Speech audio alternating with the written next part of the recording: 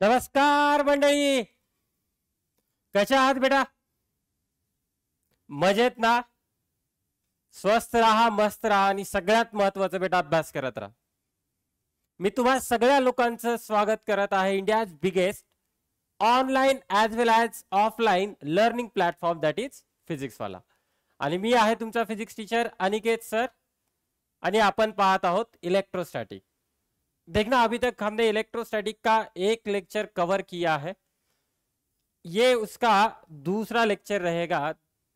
First lecture में हमने कौन सी चीजें कवर कर ली? तो फर्स्ट लेक्चर में हमने सिर्फ दो ही पॉइंट कवर किए थे, that is electric charge and properties of charge. हमने उसे थोड़ा सा डिटेल में सीखने की कोशिश की थी. अब इलेक्ट्रिक चार्ज क्या होता है? तो बेटा इलेक्ट्रिक चार्ज किसी भी मैटर की फंडामेंटल प्रॉपर्टी या फिर एट्रीब्यूट होता है जो उसी के जैसे दूसरे मैटर के साथ इंटरैक्ट करने की कोशिश करता है. और इसी इंटरैक्शन के ऊपर इलेक्ट्रिक चार्ज को हम दो टुकड़ों में बांटते हैं, that is positive charge and negative charge. हमने फंडामेंटल या फिर इलेक्ट्रॉनिक चार्ज भी देखा कितना होता है, जो कि मिलिकन्स ऑयल ड्रॉप एक्सपेरिमेंट से फाइंड आउट किया गया था. ये क्या कहता है? किसी भी पार्टिकल के ऊपर कम से कम कितना चार्ज हो बेटा? तो वो होता है 1.6 इंटू 10⁻⁻⁹ कुल. उसके बाद हमने प्रॉपर्टीज समझने की कोशिश की. बिफोर प्रॉपर्टीज हमने चार्जिंग मेथड देखे. 3 चार्जिंग मेथड से फर्स्ट वाला था बाय फ्रिक्शन, जहां पे opposite type of charge transfer होता है. उसके बाद हमने देखा था कंडक्शन, जहां पे similar type of charge transfer होता है. और उसके बाद देखा था हमने इंडक्शन, जहां पे एक्चुअल फिजिकल कांटेक्ट की हमें कोई जरूरत नहीं. उसके बाद हमने देखा था बेटा properties of charges. Properties of charges में हमने 3 प्रॉपर्टीज कवर करने की कोशिश की थी. That is the first one is the charges are additive. सिर्फ एडिशन करते समय एक चीज हमें याद रखनी है. क्या याद रखना है? कि मुझे उसका साइन याद रखना है. अगर पॉजिटिव चार्ज हो, नेगेटिव चार्ज हो, उनके एडिशन करते समय मुझे पॉजिटिव नेगेटिव साइन कंसीडर करना है. दूसरा प्रॉपर्टी हमने देखा था बेटा क्वांटाइजेशन. क्वांटाइजेशन का मतलब क्या होता है? किसी भी ऑब्जेक्ट के ऊपर जो चार्ज है हम उसे रिप्रेजेंट कर सकते हैं integral multiple of fundamental charge, that is capital Q is equal to plus minus n into E. यहां पे n स्मॉल n मेरा नंबर ऑफ चार्जेस बनेंगे. ओके ठीक, कितने चार्जेस है नंबर मेरे वहां पे मुझे मिल जाएंगे. और तीसरा प्रॉपर्टी हमने देखा था बेटा conservation of charges. So for an isolated system the charge remains constant. इसी का दूसरा मतलब ये था कि हम चार्जेस को पेयर्स में क्रिएट कर सकते. हम चार्जेस को सिंगल, दैट इज सिर्फ पॉजिटिव चार्ज या फिर सिर्फ नेगेटिव चार्ज बेटा हम क्रिएट नहीं कर सकते. तो ये सारी चीजें हमने कल वाले लेक्चर में देखने की कोशिश की थी. तो आज के इस लेक्चर में हम क्या सीखेंगे? तो आज का ये जो लेक्चर है ना बेटा बहुत ही इंपॉर्टेंट रहेगा. इस लेक्चर में हम सीखने वाले कूलम्स लॉ और प्रिंसिपल ऑफ सुपरपोजिशन रहेगा बेटा. कूलम्स लॉ और प्रिंसिपल एंड सुपरपोजिशन, तो ये दो चीजें आज हम इस लेक्चर में कवर करने की कोशिश करेंगे. तो क्या कहता है? तो अगर देखा जाए तो कूलम्स लॉ के दो फॉर्म है. एक फॉर्म होता है स्केलर फॉर्म, दूसरा फॉर्म होता है बेटा वेक्टर फॉर्म. तो सबसे पहले हम स्केलर फॉर्म को सीखने की कोशिश करेंगे. कूलम्स लॉ क्या कहता है? तो देखना, स्टेटमेंट देखा जाए द फोर्स ऑफ इंटरैक्शन, तो हम यहां पे स्टेटमेंट भी लिख सकते हैं. देखना, तो क्या कहता है बेटा statement? The force of interaction, force of interaction. अब ये जो फोर्स है ना बेटा इंटरैक्शन फोर्स, इंटरैक्शन दो तरीके का हो सकता है, आइदर अट्रैक्शन और repulsion. That is force of interaction between the two charge particle, between two charged particle. दो चार्ज पार्टिकल के बीच में जो फोर्स ऑफ इंटरैक्शन रहेगा, that force is directly proportional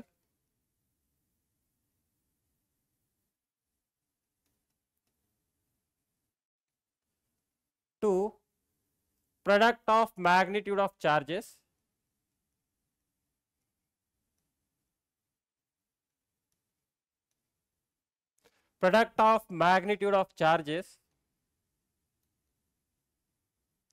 and inversely proportional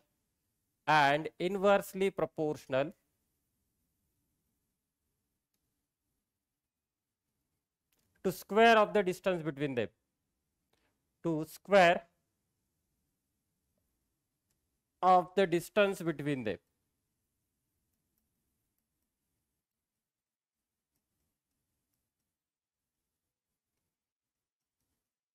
तो कुछ इस तरह से स्टेटमेंट है, सिंपल स्टेटमेंट है ये। समवॉट ग्रेविटेशनल लॉ जो है उसी के जैसा मुझे स्टेटमेंट मिलता है यहाँ पे, इसके लिए इसे इनवर्स स्क्वायर लॉ भी कहा जाता है। तो देखना हम यहाँ पे एक सिस्टम कंसीडर करने की कोशिश करेंगे जहां पे सिर्फ दो ही चार्जेस है और मैं उन्हें कुछ इस तरह से रखने की कोशिश कर रहा हूं, यहाँ पे एक चार्ज, यहाँ पे एक चार्ज। ठीक है, ये दो चार्जेस है। सपोज करना कि ये Q1 है बेटा और ये है Q2। इन दोनों की बीच की दूरी हमें दी गई है। सपोज करना ये जो दूरी रहेगी बेटा, ये दूरी रहेगी r, दैट इज डिस्टेंस। अब ये डिस्टेंस हम कहां से लेंगे बेटा? तो ये डिस्टेंस हम सेंटर ऑफ चार्जेस से लेंगे। ये जो r डिस्टेंस होगा ना, ये हम कहां से लेने वाले हैं बेटा? तो ये r डिस्टेंस हम सेंटर ऑफ चार्ज से लेने वाले। तो कुछ इस तरह से सेटअप है, कुछ इस तरह से सिस्टम है और यहाँ पे अज्यूम करने वाले हैं कि हमने ये जो एक्सपेरिमेंट किया है ना बेटा, तो ये एक्सपेरिमेंट हमने सबसे पहले वैक्यूम में करने की कोशिश की। तो मुझे यहाँ पे ये भी इंपैक्ट समझने की कोशिश करनी है कि अगर मैं ये वाला एक्सपेरिमेंट किसी मीडियम में करता हूं, अब मीडियम का मतलब क्या? एयर मीडियम हो सकता है, वाटर मीडियम हो सकता है, ऑयल हो सकता है, ग्लास हो सकता है, तो अलग अलग चीज। और वैक्यूम फ्री स्पेस आप लोगों को पता है जहां पे एयर होगा नहीं। तो सबसे पहले समझना कि ये हम एक्सपेरिमेंट कहां पे कर रहे हैं? वैक्यूम में कर रहे हैं। तो फर्स्ट हम यहाँ पे इसे समझने की कोशिश करेंगे कि ये हमने एक्सपेरिमेंट कर लिया बेटा वैक्यूम में। अगर मैं ये एक्सपेरिमेंट वैक्यूम या फिर फ्री स्पेस में कर रहा हूं तो मैं according to the law mathematical statement लिख सकता हूं। मैं यहां से मैथमेटिकल स्टेटमेंट लिख सकता हूं, देखना। तो मैथमेटिकली क्या है बेटा? तो फोर्स ऑफ इंटरएक्शन, अगर ये दोनों चार्जेस पॉजिटिव रहे तो एक दूसरे को रिपेल करने वाले, अगर ये दोनों चार्जेस नेगेटिव रहे तो उस केस में भी ये एक दूसरे को रिपेल करेंगे। अगर एक चार्ज पॉजिटिव रहा, एक चार्ज नेगेटिव रहा, तो ये एक दूसरे को अट्रैक्ट करेंगे बेटा। लेकिन हमें अभी उससे कुछ लेना देना है नहीं। जब मैं स्केलर फॉर्म के बारे में बात करने की कोशिश करता हूं तो मुझे वहां पे इंटरैक्शन फोर्स समझना है, वो अट्रैक्टिव है या रिपल्सिव है। इसके लिए हम बेटा वेक्टर फॉर्म आगे कंसीडर करेंगे। Okay, so force between the two charge particle, ये जो फोर्स है ना बेटा, force between the two charge particle is directly proportional to the product of magnitude of charges. तो ये product of magnitude of charges रहेगा, Q1 Q2, इन दोनों का प्रोडक्ट ले लिया। और ये क्या है बेटा? ये इनवर्सली प्रोपोर्शनल है square of the distance between them. तो ये कुछ इस तरह से मुझे मैथमेटिकल स्टेटमेंट मिल रहा है। अब मैं इन दोनों स्टेटमेंट को कंबाइन कर सकता हूं। अगर मैं इनको कंबाइन कर दूं तो मुझे मिलेगा बेटा Q1 Q2 divided bye R square, Q1 Q2 divided bye R square. अब देखना, मुझे इसको हटाना है। अगर मैं इसको हटाने की कोशिश करूं तो हमें पता है हम वहां पे क्या लेते हैं, तो हम वहां पे लेते हैं बेटा प्रोपोर्शनैलिटी कांस्टेंट। तो सपोज करना कि ये कांस्टेंट लेने की कोशिश कर रहा हूं, के स्मॉल के रहेगा, याद रखना हम यहाँ पे स्मॉल के यूज करने वाले हैं। तो मुझे कुछ इस तरह से एक्सप्रेशन मिलेगा, फोर्स का एक्सप्रेशन मुझे कुछ इस तरह से मिलेगा। ठीक, अब इस k की वैल्यू, अब मैं इस k की वैल्यू की तरफ जाने की कोशिश कर रहा हूं। The value of k depends on the system of unit. आप कौन सा सिस्टम चूज करने वाले हो उसके ऊपर k की वैल्यू डिपेंड करेगी। इन SI सिस्टम इस k की न्यूमेरिकल वैल्यू फाइंड आउट की गई है। The value of k is equal to 9 into 10 to the power 9 newton metre square per coulomb square, newton metre square per coulomb square. ये कोई बड़ी बात है नहीं बेटा, हम इसका यूनिट निकाल सकते हैं। मैं ये वाला यूनिट यहीं से निकाल सकता हूं। देखना, मुझे k को ऑब्टेन करना है तो k को ऑब्टेन मैं यहां से कर सकता हूं। k को मैं देखना force into distance square divided bye Q1 into Q2, तो मैं यहां से ये वाला यूनिट लिख सकता हूं। तो फोर्स रहेगा बेटा न्यूटन में डिस्टेंस रहेगा अपना मीटर में और चार्ज रहेगा बेटा अपना कूलम में। तो ये मुझे मिलेगा एसआई सिस्टम में के की वैल्यू मिलेगी 9 into 10⁹ Newton metre square per coulomb square. तो हमें ये वाली वैल्यू याद रखनी है बेटा। अब हम थोड़ा सा आगे बढ़ते हैं। इस के को हम कुछ इस तरह से भी लिख सकते हैं, we can write down this K. इस के को देखना मैं कुछ इस तरह से भी लिख सकता हूं, K can be written as 1/4 pi epsilon naught, 1/4 pi epsilon naught. तो यहां पे देखना ये जो सिंबल है ना इसे एप्सिलॉन कहा जाता है, एप्सिलॉन, ठीक। तो व्हाट इज एप्सिलॉन या फिर एप्सिलॉन नॉट? तो बेटा ये होता है परमिटिविटी। ये क्या है बेटा? तो ये होता है मेरा permittivity of free space, permittivity of free space और वैक्यूम। तो व्हाट इज परमिटिविटी? तो सिंपल लैंग्वेज में आपको एक चीज मैं यहां पे बता दूंगा कि परमिटिविटी मतलब होता है एबिलिटी टू परमिट। सिंपल समझ लेना, परमिटिविटी रहेगा या फिर परमेबिलिटी रहेगा, इन दोनों का मीनिंग एक ही है। उन दोनों का मीनिंग देखा जाए तो एक ही है। परमिटिविटी का मतलब यहां पे क्या है बेटा? Ability to permit. वो भी समझ लेते हैं हम, एबिलिटी टू परमिट। हाँ ठीक है, ये क्या है बेटा? Ability to permit. Simple language में, टेक्निकल डेफिनेशन इसका अलग है, टेक्निकल डेफिनेशन इसका अलग है। ओके, सिंपल लैंग्वेज में समझने की कोशिश करेंगे। एबिलिटी टू परमिट, अब ये उसकी ताकत है। किस चीज की ताकत है बेटा?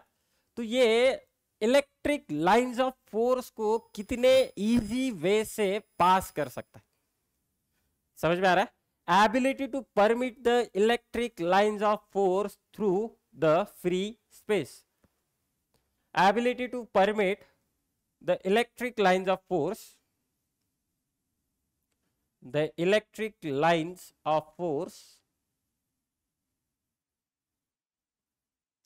through free space, through free space। ठीक है, ये सिंपल वाला है, ये एक चीज समझना, ये उसकी ताकत है, वो कितने इजी वे से इलेक्ट्रिक लाइंस ऑफ फोर्स को आगे पास करने की कोशिश करता है। अगर मैं इसे टेक्निकली डिफाइन करने की कोशिश करूं तो ये पोलराइजेशन की उसकी कैपेबिलिटी होती है। तो पोलराइजेशन वाला फंडा हम 12th में सीखेंगे। अभी हमें सिर्फ इतना ही रखना है, याद रखना है एप्सिलॉन नॉट का मतलब क्या होता है बेटा? तो ये किस फ्री स्पेस की एबिलिटी है, वो कितने इजी वे से इलेक्ट्रिक लाइंस ऑफ फोर्स को पास कर सकता है। ओके, तो ये वाली चीज यहां पे हो गई बेटा। अब इस एप्सिलॉन नॉट की वैल्यू कितनी होगी? तो एप्सिलॉन नॉट की वैल्यू मैं यहां से निकाल सकता हूं, epsilon naught is equal to 1/4 pi into K. अगर मैं के की वैल्यू यहां पे सब्स्टिट्यूट कर दूं तो मुझे यहां पे एक चीज मिल जाएगी बेटा, that will be equal to 8.85 into 10⁻⁻12। ये बन जाएगा बेटा coulomb square divided by newton metre square. इसका यूनिट कितना बन जाएगा बेटा? Coulomb square divided by newton metre square. अब ये मैंने कहां से लिया, ये भी चीज समझ लो। ये देखा जाए तो एक दूसरे को इनवर्सली प्रोपोर्शनल है, उल्टा मुझे दिखाई दे रहा है। तो अगर के यूनिट्स है यहाँ पे, अगर मैं इसको उल्टा कर दूं तो मुझे एप्सिलॉन नॉट की यूनिट्स मिलेगी। समझ में आ रहा है? तो ये चीज है बेटा। तो ये हमने कहां पे किया है एक्सपेरिमेंट? तो बेटा ये एक्सपेरिमेंट हमने फ्री स्पेस या फिर वैक्यूम में करने की कोशिश की।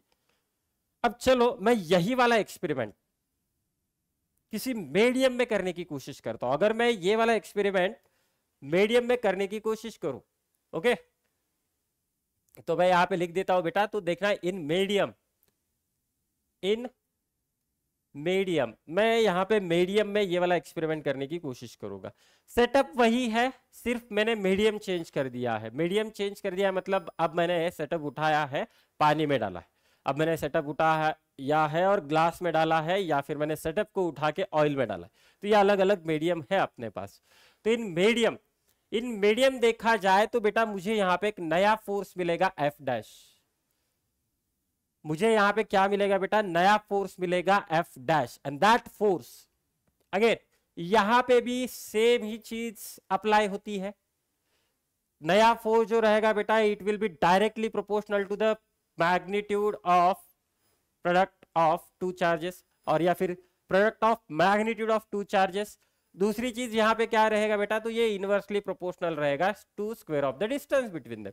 हमने यहाँ पे सेटअप कोई कुछ चेंज नहीं किया, सिर्फ मैंने मीडियम चेंज किया है, जिसकी वजह से अब मुझे एक नया फोर्स मिलेगा और ये फोर्स भी वही वाला लॉ यहाँ पे फॉलो करने की कोशिश करता है। तो बेटा यहाँ पे मुझे मिलेगा एफ डैश, एफ डैश तो मैं इसको कंबाइन कर सकता हूं Q1 Q2 divided by R square.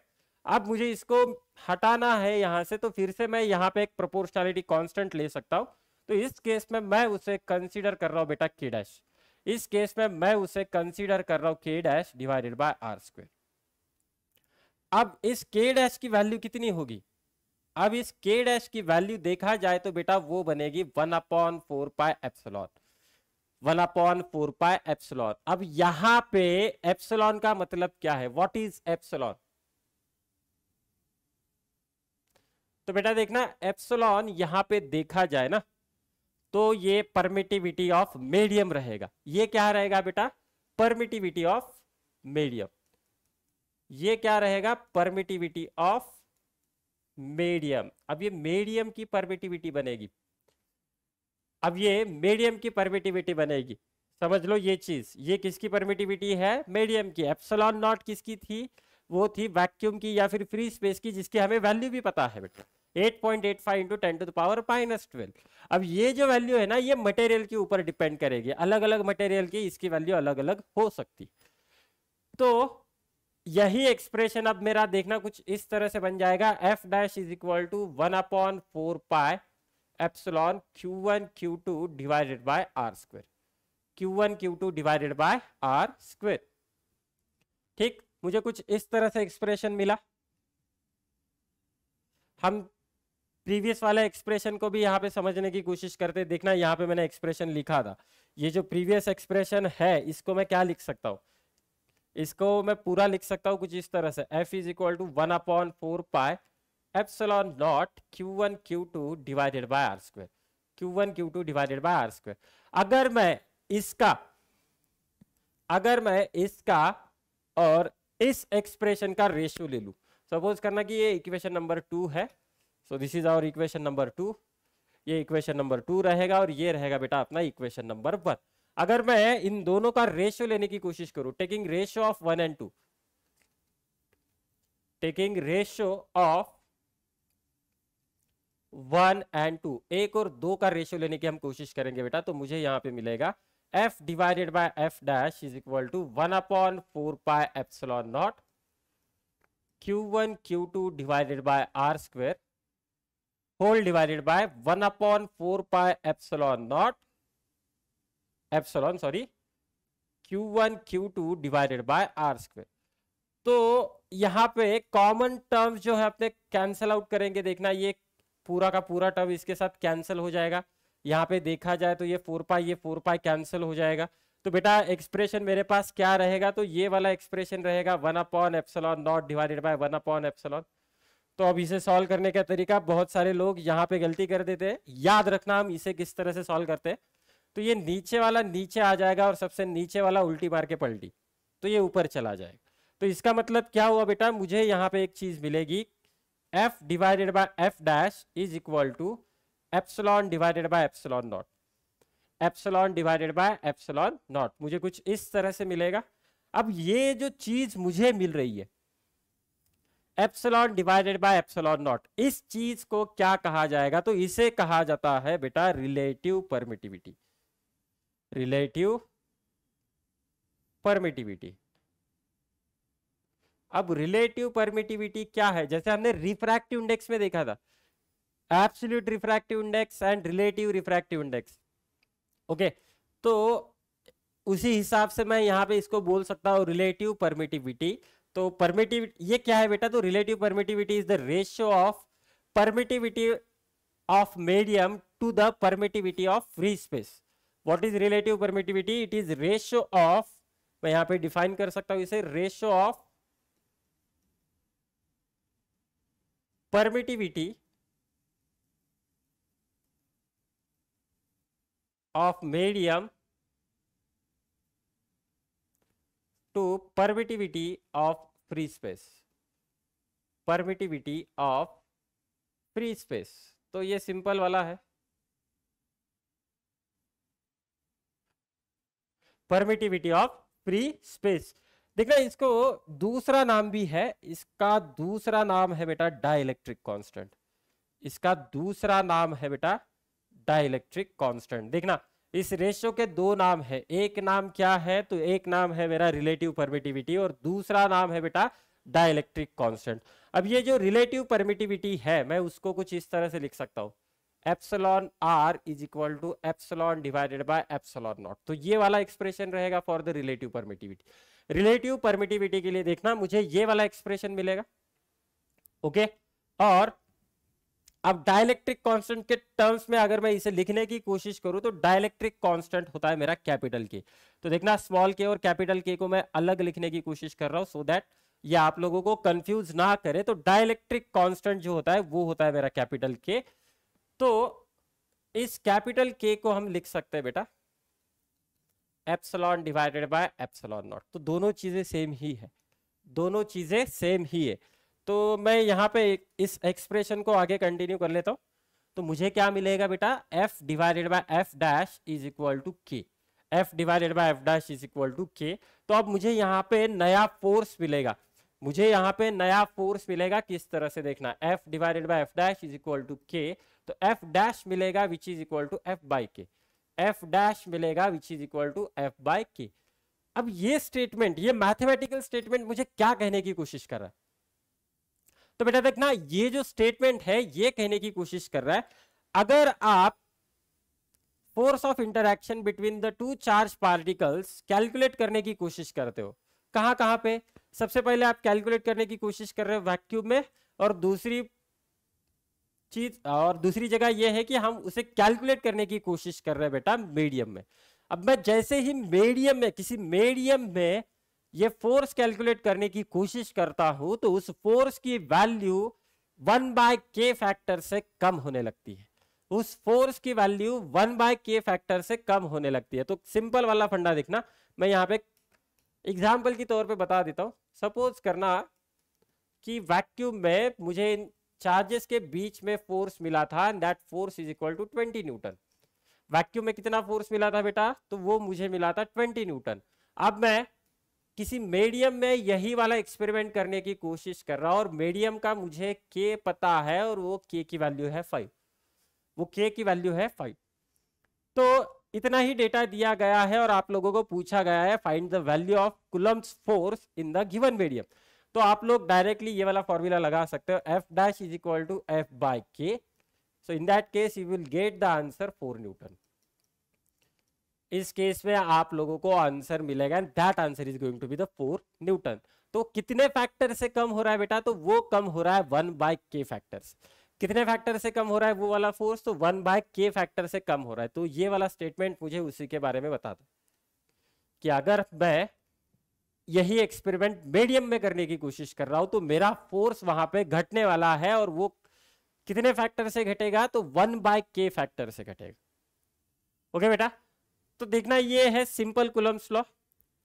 फिर से हम इसे रिवाइज कर लेते हैं। कूलम्ब्स लॉ क्या कहता है, कूलम्ब्स लॉ ये कहता है the force of interaction between the two charge particle is directly proportional to the product of magnitude of the charges and inversely proportional to the square of the distance between them. उसके बाद हमने यहाँ पे epsilon या फिर permittivity को समझने की कोशिश की। परमिटिविटी क्या होता है बेटा, तो ये किसी भी मीडियम की ताकत होती है, वो कितने इजी वे से electric lines of force, in short electric field को पास करने की कोशिश करता है। ओके, तो ये होता है अपना परमिटिविटी।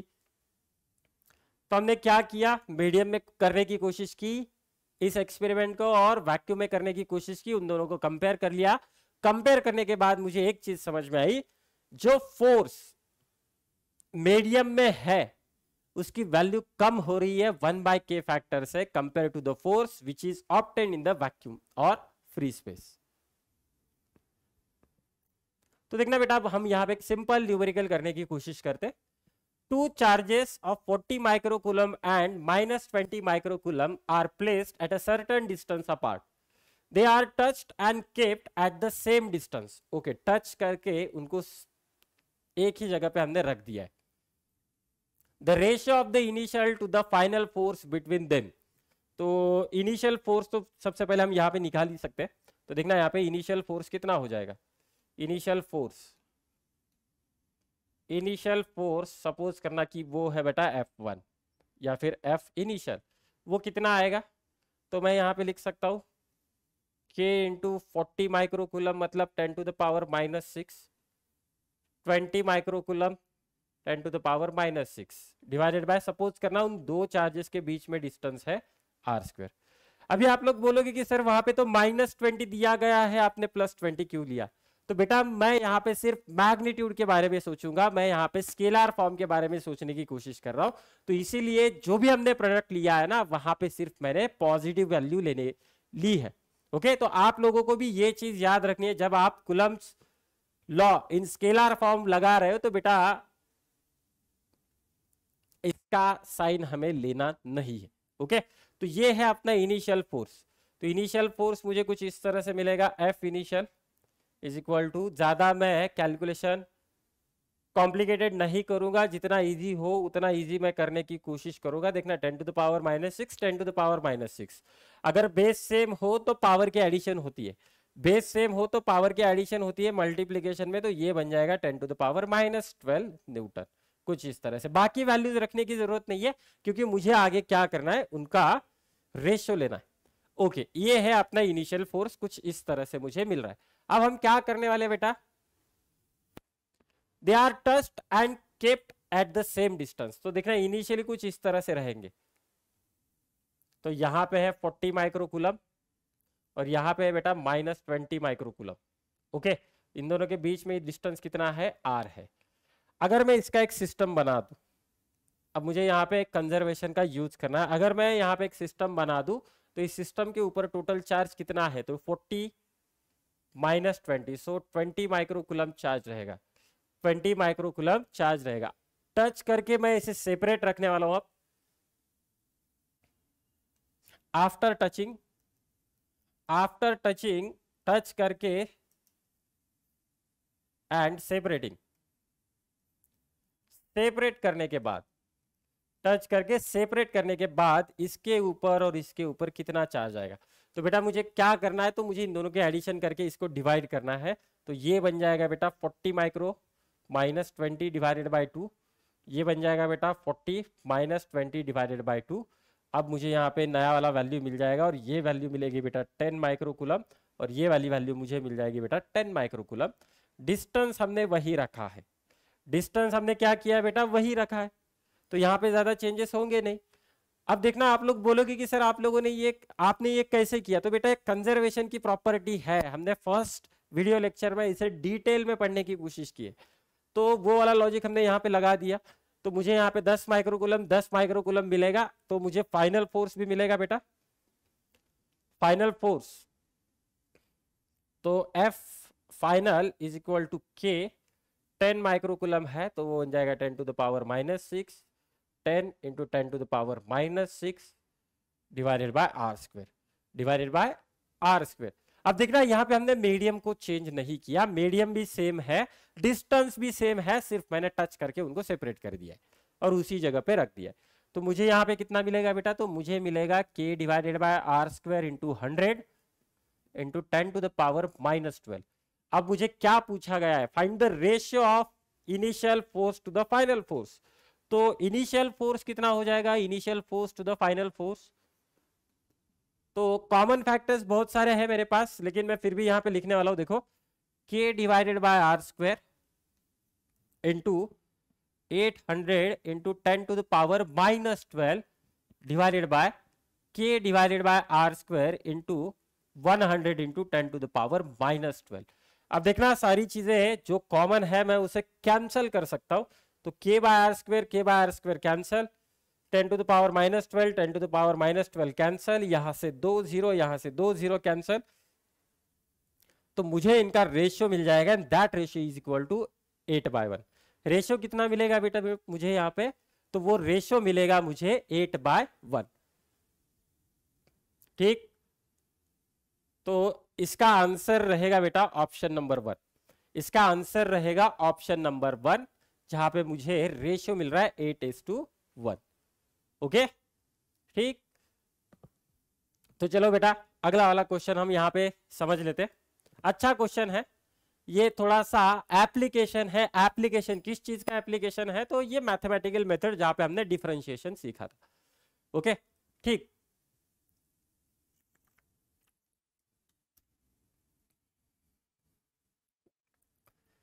तो क्वेश्चन क्या कहता है? A total charge Q is broken into two parts, broken into two parts Q1 and Q2। ठीक है, तो इस Q को हमने तोड़ा है, Q को तोड़ा है कुछ इस तरह से, Q1 प्लस Q2, दो पार्ट पे हमने उसको तोड़ा है।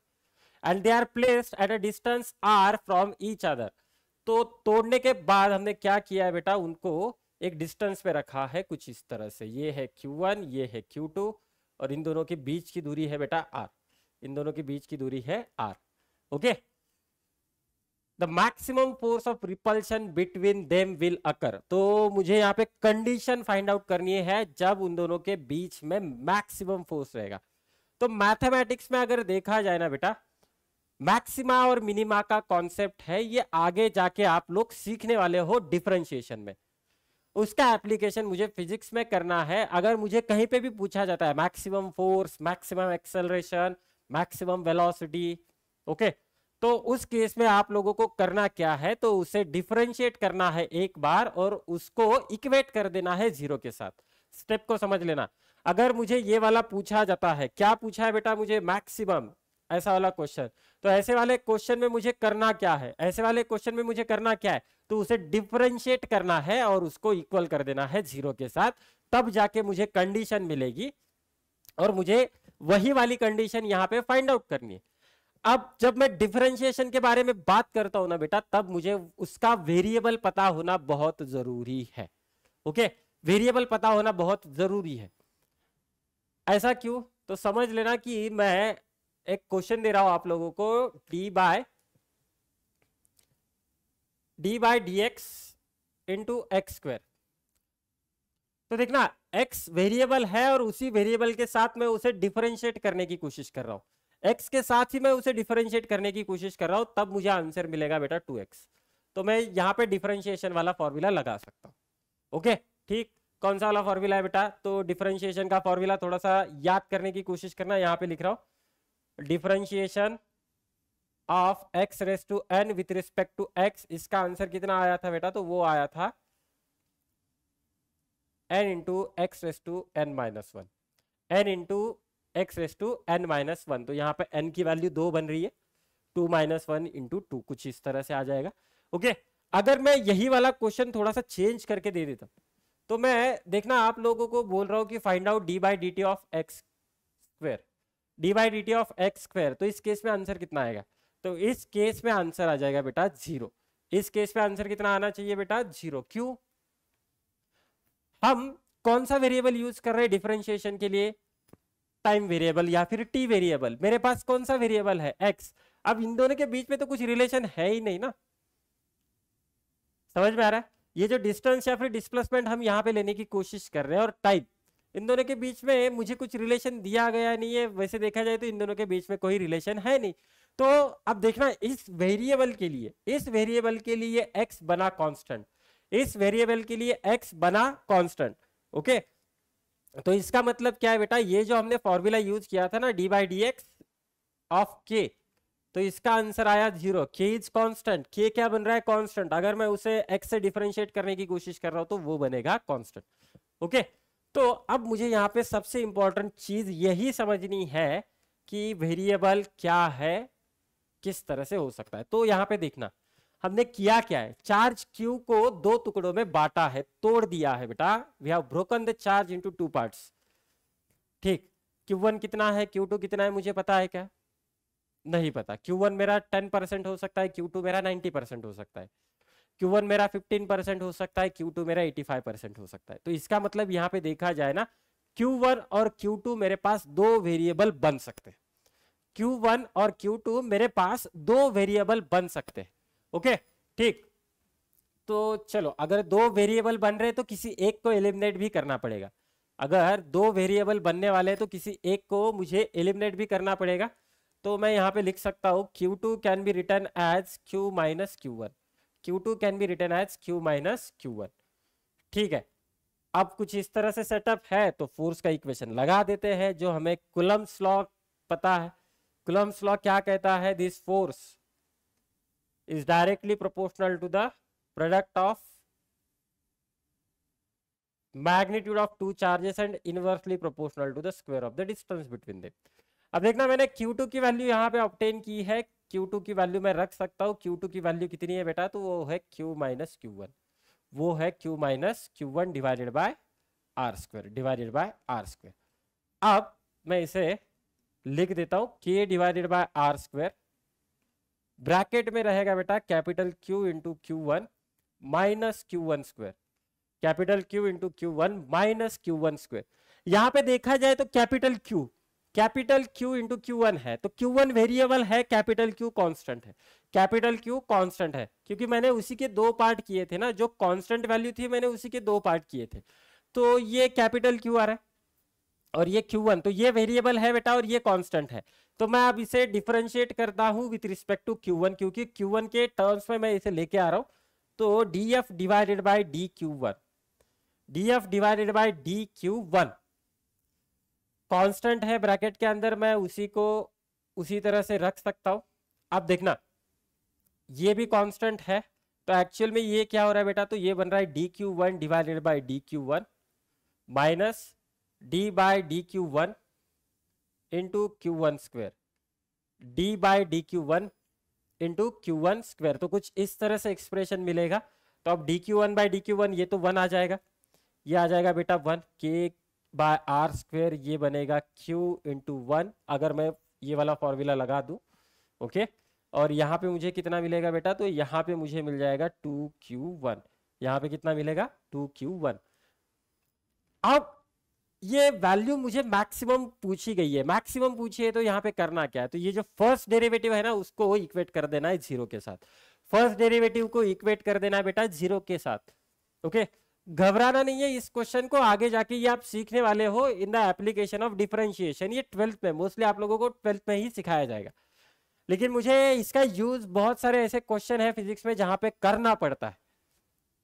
ओके ठीक, तो ये फर्स्ट डेरिवेटिव मैंने जीरो ले लिया बेटा।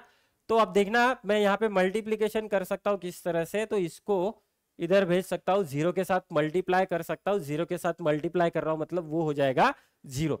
अगर ये बेटा जीरो बन रहा है तो मुझे क्या मिल रहा है? तो मुझे मिलेगा बेटा Q minus 2Q1 is equal to zero, Q minus 2Q1 is equal to zero. तो मुझे Q की value in terms of 2Q1 मिल जाएगी। तो Q1 will be equal to Q by 2, Q1 will be equal to Q by 2। अगर Q1 Q by 2 है, अगर Q1 Q by 2 है तो बेटा मुझे Q2 भी मिल जाएगा। Q2 is equal to Q minus Q1 है, Q माइनस Q बाई 2, तो आंसर मुझे यहाँ पे मिल जाएगा Q बाई 2। तो देखना बेटा यहाँ पे क्या हो रहा है, मुझे मैक्सिमम फोर्स कब मिलेगा इन दोनों के बीच में? जब Q1 की वैल्यू हो जाएगी Q बाई 2 और Q2 की वैल्यू हो जाएगी Q by 2। So for this question option number 4 is going to be correct. याद रखना, ये आप लोगों को डिफिकल्ट जा सकता है, आप लोगों को समझ में नहीं आ सकता है, तो आप लोग करोगे क्या? तो इसके लिए आप लोगों को मैथमेटिकल मेथड्स का डिफरेंशिएशन का पार्ट फिर से देखना पड़ेगा। ओके, देखने के बाद एक चीज हमेशा याद रखना, अगर मुझे मैक्सिमम वैल्यू पूछी जाती है तो मुझे उसे डिफरेंशिएट करना है और उसे इक्वेट कर देना है जीरो के साथ, तब जाके आंसर मुझे मिलेगा। सो अच्छा क्वेश्चन है, तो मैं इसे 2-3 स्टार तो दे ही सकता हूं। आप लोगों के लिए नया है, आप लोगों ने अभी तक ये सारी चीज की नहीं। ऐसे सारे क्वेश्चन हम आगे ग्रेविटेशन में भी करने वाले हैं, इलेक्ट्रोस्टैटिक जो 12th में रहेगा वहां पे भी करने वाले हैं, रोटेशनल डायनामिक्स में होगा वहां पे भी करेंगे बेटा, बहुत जगह पे करने वाले हैं, मैग्नेटिक फील्ड्स में भी करेंगे। ओके, तो ये उसकी तैयारी है। फर्स्ट क्वेश्चन है, आप लोगों को शायद दिक्कत हो सकता है इस क्वेश्चन में, लेकिन इस सॉल्यूशन को पूरी तरीके से देखना, समझना। समझ में नहीं आता है तो बेटा बार बार देखना, मुझे ये प्रोसीजर फॉलो करना है। Next, two charges equal in magnitude and opposite in polarity are placed at a certain distance apart and force acting between them is F। तो चलो बेटा हम यहां तक ही पहले समझ लेते। दो चार्जेस है मेरे पास, दो चार्जेस है मेरे पास, तो क्या हो रहा है, इक्वल मैग्नीट्यूड है लेकिन अपोजिट पोलैरिटी है। मैग्नीट्यूड सेम है, पोलैरिटी अपोजिट है। तो सपोज करना कि मेरे पास Q है और दूसरा रहेगा -Q। इन दोनों के बीच में सपोज करना कुछ डिस्टेंस दिया गया है R, कुछ डिस्टेंस दिया गया है R। तो बेटा यहां पे मुझे फोर्स दिया गया है, मैग्नीट्यूड है फोर्स का, तो फोर्स का मैग्नीट्यूड कितना होगा, तो फोर्स का मैग्नीट्यूड यहां पे मिलेगा बेटा डिवाइडेड बाय आर स्क्वायर, इस तरह से। तो वो मिलेगा K Q square by R square, K Q square by R square. तो ये इनिशियल फोर्स है। तो ये पहला स्टेटमेंट जो कहता है मैंने उसको मैथमेटिक्स में कन्वर्ट कर दिया। अब आगे क्या हो रहा है, if 75% charge of one is transfer to another. देखना मुझे करना क्या है, 75% चार्ज को ट्रांसफर करना है। यहां से यहां तक कितना ट्रांसफर होगा बेटा, 75% ट्रांसफर होने वाला है। मतलब इसने, इसके पास कितना बाकी रहा, तो बेटा इसके पास रहेगा 25%। अब इसके पास कितना रहेगा, 25%। ओके, तो मैं यहां पे कर सकता हूं Q minus 75 divided by 100। Q transfer कर रहे हैं ना बेटा, तो ये देगा, तो ये माइनस हो जाएगा। ये किसके पास जाने वाला है, तो बेटा ये जाने वाला है इसके पास, ये जाने वाला है बेटा इसके पास, कुछ इस तरह से। ओके, समझ में आ रहा है। तो चार्ज देखना हमने ट्रांसफर किया है, ट्रांसफर करने के बाद चार्ज ऐड होगा, इस तरह से ऐड हो जाएगा। मुझे यहाँ पे मिलेगा बेटा 25/100, मुझे यहाँ पे मिलेगा 25/100 Q, और यहाँ पे कितना मिलेगा बेटा, तो यहाँ पे भी देखना, यहाँ पे भी मिलेगा 100 Q plus 75 Q divided by 100।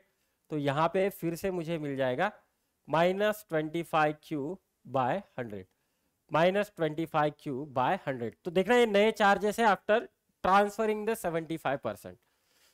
तो ये कितना हुआ बेटा, तो ये बना 1/4 Q, इसके पास रहा, इसके पास अब कितना रहा, तो इसके पास रहा -1/4 Q। ठीक, अब दूसरी चीज यहाँ पे क्या है, तो डिस्टेंस जो है ना वह सेम ही है, डिस्टेंस हम चेंज नहीं कर रहे हैं। तो मतलब इन दोनों के बीच की दूरी कितनी है, R ही है। इन दोनों के बीच की दूरी कितनी है, R है। तो अब नया फोर्स इन दोनों के बीच में कितना आ जाएगा, तो नया फोर्स रहेगा बेटा F dash which is equal to K 1/4 Q into 1/4 plus Q ही, क्योंकि अब हम यहाँ पे मैग्नीट्यूड के बारे में बात कर रहे हैं, डिवाइडेड बाय आर स्क्वायर। तो ये कितना बनेगा बेटा, तो ये बनेगा K by R square into Q square divided by 16, divided by 16। Okay, तो ये नया फोर्स मिला। अब हम इन दोनों का रेशियो ले लेते हैं। रेशियो लेने के बाद मुझे समझ में आ जाएगा F dash divided by F is equal to K by R square into Q square by 16 divided by K into Q square divided by R square. तो कॉमन चीजें देखना, कॉमन चीजें यहाँ पे कैंसल आउट होने वाली है। तो K by R square cancel, Q square cancel, तो ये बेटा बन जाएगा 1/16। ये कितना हो जाएगा बेटा, तो ये बन जाएगा मेरा 1/16। तो मुझे यहाँ पे F डैश मिलेगा, F डैश कितना मिलेगा बेटा, तो वो मिलेगा F/16। F डैश की वैल्यू कितनी मिलेगी बेटा, तो मुझे यहाँ पे मिल जाएगी F डैश बाय F/16। अब हम थोड़ा सा क्वेश्चन की तरफ चलते। तो क्वेश्चन में क्या पूछा है, then the force between the charges becomes. तो फोर्स कितना हो रहा है, तो फोर्स बन रहा है बेटा F/16। तो आंसर मुझे मिलेगा ऑप्शन नंबर 1। आंसर मुझे यहां पे मिलेगा ऑप्शन नंबर 1। ठीक है, next, now the next question. Two positive point charges are 3 meter apart and their combined charge is 20 microcoulomb। ठीक है, दो पॉजिटिव चार्जेस है। सपोज करना कि एक चार्ज है Q1, दूसरा चार्ज है Q2। इन दोनों के एडिशन कितनी है बेटा, तो वो है 20 माइक्रोकूलम। तो फिर से मुझे यहाँ पे Q2 मिल जाएगा, Q2 is equal to 20 minus Q1। ठीक है, ओके। इन दोनों के बीच में फोर्स कितना है बेटा, तो वो है 0.075।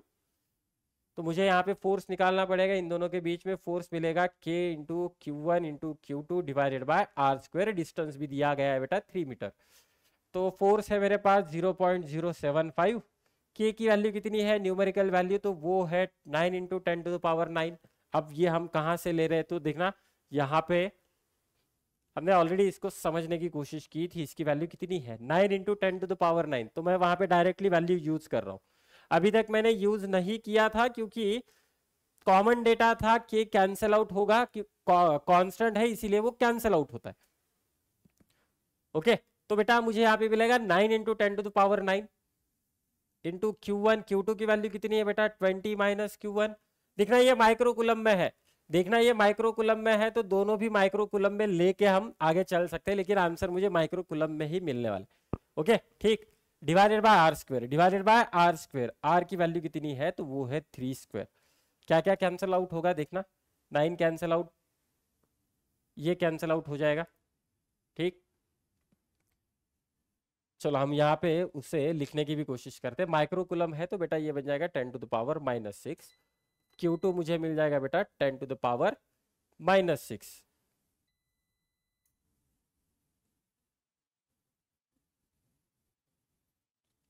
कुछ इस तरह से, तो मैं इन दोनों को मल्टीप्लाई कर रहा हूं। ओके, तो देखना मैं यहाँ पे ये दोनों फैक्टर लेने की कोशिश कर रहा हूँ, 10⁻⁻6 10⁻⁻6। तो ये कुछ इस तरह से है, तो Q1 मुझे मिलेगा, Q1 plus Q2 is equal to 20 into 10⁻⁻6। तो Q2 मुझे मिलेगा 20 माइनस Q1 इंटू 10⁻⁻6, और Q1 की वैल्यू भी रहेगी Q1 इंटू 10⁻⁻6। तो मैंने इसे कन्वर्ट कर दिया है। तो बेटा इस 0.075 को भी लिख सकता हूँ 75 इंटू 10⁻⁻3। तो हम इसे कैलकुलेट करने की कोशिश करते हैं, तो ये हो जाएगा Q1 10⁻⁹ तो यहाँ पे मुझे मिल जाएगा बेटा 10⁻⁻3। यहाँ पे कितना मिल जाएगा बेटा 10⁻⁻3 20 minus Q1, 20 minus Q1। Okay, तो देखो यहाँ से ये वाली चीज कैंसल करने वाले एक दूसरे को, तो 75 is equal to 20 Q1 minus Q1 square. तो बेटा ये आ रहा है क्वाड्रेटिक इक्वेशन, ये क्या आ रहा है क्वाड्रेटिक इक्वेशन, वो हो जाएगा Q1 square minus 20 Q1 plus 75 is equal to 0। तो इस 75 के हम दो पार्ट्स बना सकते हैं कुछ इस तरह से, 15 माइनस 5। तो बेटा मुझे यहाँ पे मिल जाएगा Q1 minus 15, Q1 minus 5 is equal to 0। तो देखो Q1 की वैल्यू बनेगी 15 या फिर Q1 की वैल्यू बनेगी बेटा 5। अगर Q1 15 है, अगर Q1 15 है तो Q2 हो जाएगा 5, Q2 हो जाएगा 5। अगर Q1 5 है तो Q2 हो जाएगा बेटा 15। तो मुझे यही ऑप्शन देखने, मुझे यहाँ पे यही ऑप्शन देखने, मुझे एक ही ऑप्शन मिल रहा है यहाँ पे, option number 2, option number 2। So for this question the answer is going to be 2, answer रहेगा अपना 2। नेक्स्ट, तो ये वाला क्वेश्चन बेटा आप लोग होमवर्क के लिए ले लो। तो मैं ये होमवर्क दे रहा हूँ, बहुत दिनों के बाद आप लोगों को होमवर्क मिलेगा। सिंपल वाला क्वेश्चन है, करना क्या है इसमें देखना, 2 point charges plus 3 microcoulomb and 8 microcoulomb repel each other with a force of 40 Newton. ठीक है, अब मैं इसके अंदर कितना ऐड करने वाला हूँ बेटा -5 माइक्रोकुलम। तो यहाँ पे चार्जेस आर एडिटिव, ये वाली प्रॉपर्टी देखना। सबसे पहले इनिशियल फोर्स कैलकुलेट करना इनिशियल चार्जेस के साथ, उसके बाद नए वाले चार्जेस फाइंड आउट करना। नए वाले चार्जेस आप लोगों को मिलेंगे -5 को अगर मैं इस 3 के साथ ऐड कर दूं तो मुझे नया चार्ज मिलेगा -2, और -5 को इसके साथ ऐड कर दूं तो मुझे नया चार्ज मिलेगा +3। तो इसके साथ फोर्स कितना है वो वाला कैलकुलेट करना। डिस्टेंस यहाँ पे सेम है, तो फिर से आप लोगों को इस क्वेश्चन में रेशियो लेना है और आंसर को फाइंड आउट करना है। ओके बेटा, तो आप लोग कर लो, ये होमवर्क रहेगा। You can give the answer in the comment section, आप लोग इसका आंसर कमेंट सेक्शन में दे सकते हो। नेक्स्ट, अब देखना ये बहुत इंपॉर्टेंट है, कॉम्प्लिकेटेड भी रहेगा, क्योंकि मैं यहाँ पे अब वेक्टर के फॉर्म में इसे समझने की कोशिश कर रहा हूं। अब जब मैं वेक्टर के बारे में बात करता हूं तो इसका मतलब क्या होता है, तो मुझे मैग्नीट्यूड तो पता होना ही चाहिए, प्लस अब मुझे उसका डायरेक्शन भी पता होना चाहिए। ओके, मैग्नीट्यूड पता होना चाहिए प्लस उनका डायरेक्शन पता होना चाहिए। दूसरी चीज वेक्टर एनालिसिस करने वाला हूं, मतलब मुझे ओरिजिन डिस्टेंस मेजर करना या फिर वेक्टर ड्रॉ करना है तो मुझे ओरिजिन भी पता होना चाहिए।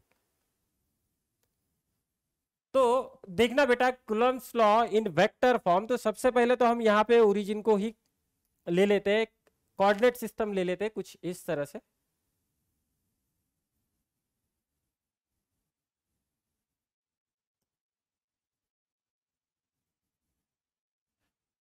चलो मेरे पास एक्स और वाई एक्सिस तो अब आ चुका है। अब मैं यहाँ पे दो चार्जेस लेने वाला हूँ, वही वाले चार्जेस जो हमने इनिशियली लिए थे।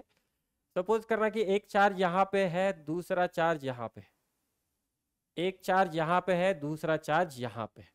ओके, तो ये Q1 रहेगा बेटा और दूसरा Q2 रहेगा। एक Q1 दूसरा Q2, तो ये ले लो Q1 और ये ले लो बेटा Q2। ठीक है, दो चार्जेस है। अब मैं यहाँ पे इनका पोजीशन वेक्टर फाइंड आउट करने की कोशिश करूंगा फ्रॉम द ओरिजिन। अब जो भी मेजरमेंट करेंगे सबसे पहले हम ओरिजिन से करेंगे। ओके ठीक, तो चलो मैं यहाँ पे एक वेक्टर ड्रॉ कर लेता हूं। ये वेक्टर मुझे क्या बताएगा बेटा, तो ये वेक्टर बताएगा कि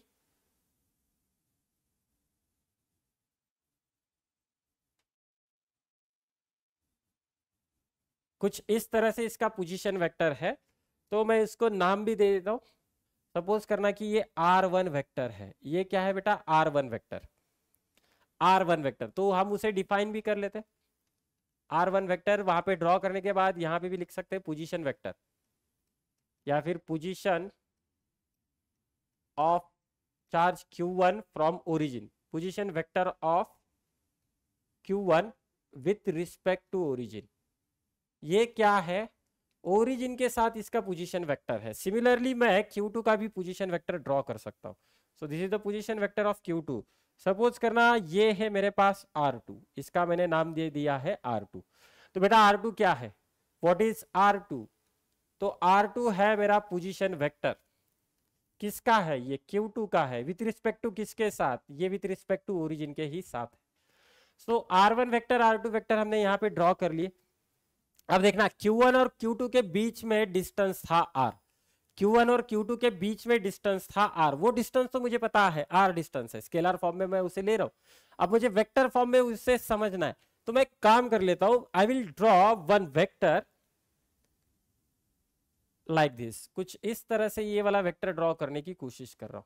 तो बेटा ये जो वेक्टर आप लोगों को दिखाई दे रहा है ना, ये वेक्टर क्या है, तो मैं उसे नाम दे देता हूं आर वेक्टर। मैं उसको नाम दे रहा हूं बेटा R vector. Now what is R vector, R vector क्या है, आर वेक्टर है बेटा पोजीशन वेक्टर। ओके, किसका, किसका पोजीशन वेक्टर है, Q2 का है बेटा। ये किसका पोजीशन वेक्टर है, Q2 with respect to Q1, with respect to Q1।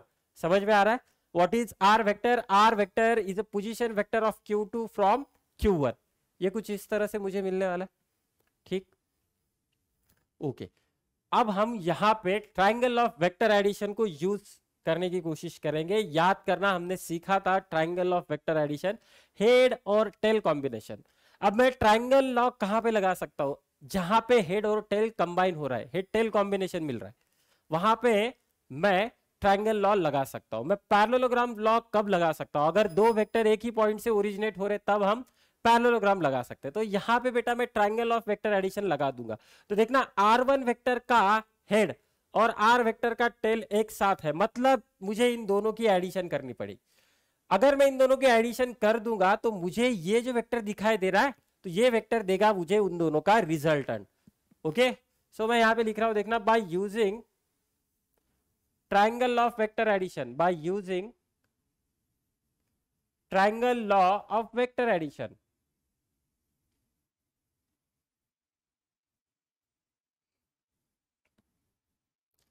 अब ट्राइंगल ऑफ वेक्टर एडिशन कहता क्या है, हेड टेल कॉम्बिनेशन है, तो according to that law R1 vector plus R vector is equal to R2 vector. मुझे कुछ इस तरह से मिलेगा, R2 is going to be the closing side of the triangle. तो वहां से मुझे R वेक्टर मिलेगा, R vector in terms of position vector of Q1 and Q2, position vector of Q1 and Q2। देखना मैंने यहाँ पे triangle law of vector addition लगा दिया। अब मुझे इससे क्या फायदा हो रहा है, तो मुझे इस आर वेक्टर की वैल्यू पता चल रही है कहां से, ओरिजिन से। अब इस आर वेक्टर की वैल्यू पता चल रही है ओरिजिन से। अब ऐसा क्यों? क्योंकि आर वेक्टर को मैं ऑब्टेन कर सकता हूं R2 माइनस R1। तो R2 क्या है? तो पोजीशन वेक्टर ओरिजिन से है Q2 का। R1 क्या है बेटा? तो वो भी पोजीशन वेक्टर है Q1 का। कहां से? ओरिजिन से। तो आर वेक्टर की वैल्यू भी मुझे मिलेगी, वो कहां से मिलेगी? आप ओरिजिन से ही मिलेगी। ओके, तो अब मैं इसका मैग्नीट्यूड निकाल लेता हूं। मैग्नीट्यूड मैग्नीट्यूड अब मैं मैग्नीट्यूड निकालने वाला हूं, मतलब क्या करना पड़ेगा बेटा? तो ये कुछ इस तरह से होगा, R is equal to mod of R vector which is equals to mod of R2 vector minus R vector. तो ये सारी चीजें सिंबल में है, ये सारी चीजें सिंबल में है। हमने मैग्नीट्यूड किस तरह से निकाला था याद करना। अगर मैंने आप लोगों को वेक्टर दे दिया होगा 2i cap plus 3j cap R vector, okay, 2i cap is equal to 3j cap, मैंने आप लोगों को क्वेश्चन पूछा है बेटा कि इसका मैग्नीट्यूड फाइंड आउट करो। तो इसका मैग्नीट्यूड किस तरह से मिलेगा? तो आप लिखोगे ना इस तरह से, 2 square plus 3 square, 2 square plus 3 square. अगर मैं इसे सॉल्व कर दूं तो मुझे उसका मैग्नीट्यूड मिलेगा। तो ये तो यहाँ पे चलो मुझे वैल्यूज पता थी इसलिए मैं इस तरह से कर रहा हूँ, लेकिन इस केस में देखा जाए तो ये जनरलाइजेशन है, पूरा जनरल है, मुझे वैल्यूज पता नहीं है। तो मैं सिर्फ यहाँ पे सिंबॉलिक फॉर्म में उसे लिखने की कोशिश कर रहा हूँ। R vector is equal to R2 minus R1 vector और उन दोनों का मॉड। अब दूसरी चीज डायरेक्शन, इस R वेक्टर का मुझे डायरेक्शन भी फाइंड आउट करना है। अब डायरेक्शन के लिए क्या बोलोगे आप कि सर ये ऊपर से नीचे आ रहा है, इस तरह से बोलोगे? नहीं सर, ये नॉर्थ साउथ वेस्ट ईस्ट, इसका भी यूज करेंगे? नहीं। अब अगर मुझे उसका डायरेक्शन फाइंड आउट करना है ना बेटा, तो हम यहाँ पे यूनिट वेक्टर का कॉन्सेप्ट यूज करेंगे। यूनिट वेक्टर का काम ही है, यूनिट वेक्टर का क्या काम है बेटा? तो वो डायरेक्शन स्पेसिफाई करता है। Unit vector is used to specify the direction, याद रखना, unit vector is used to specify the direction. Unit vector का काम क्या होता है बेटा?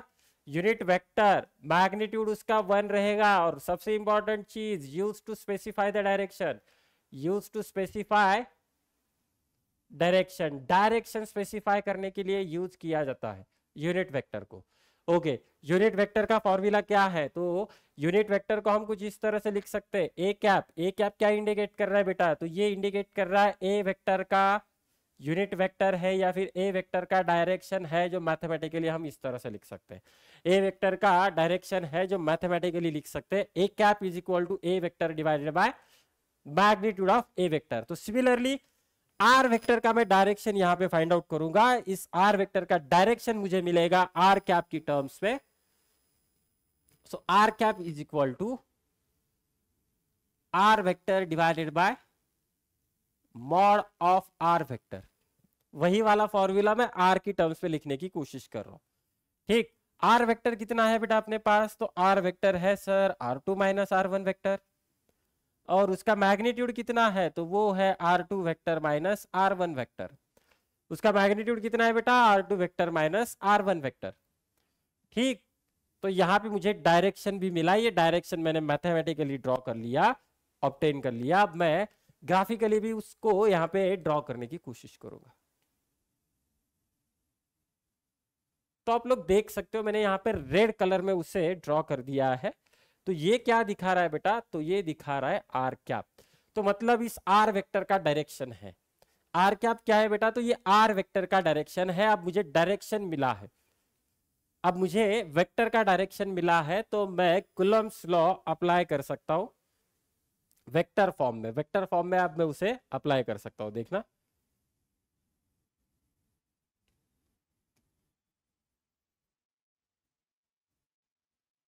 ठीक है बेटा, समझ लेना आप।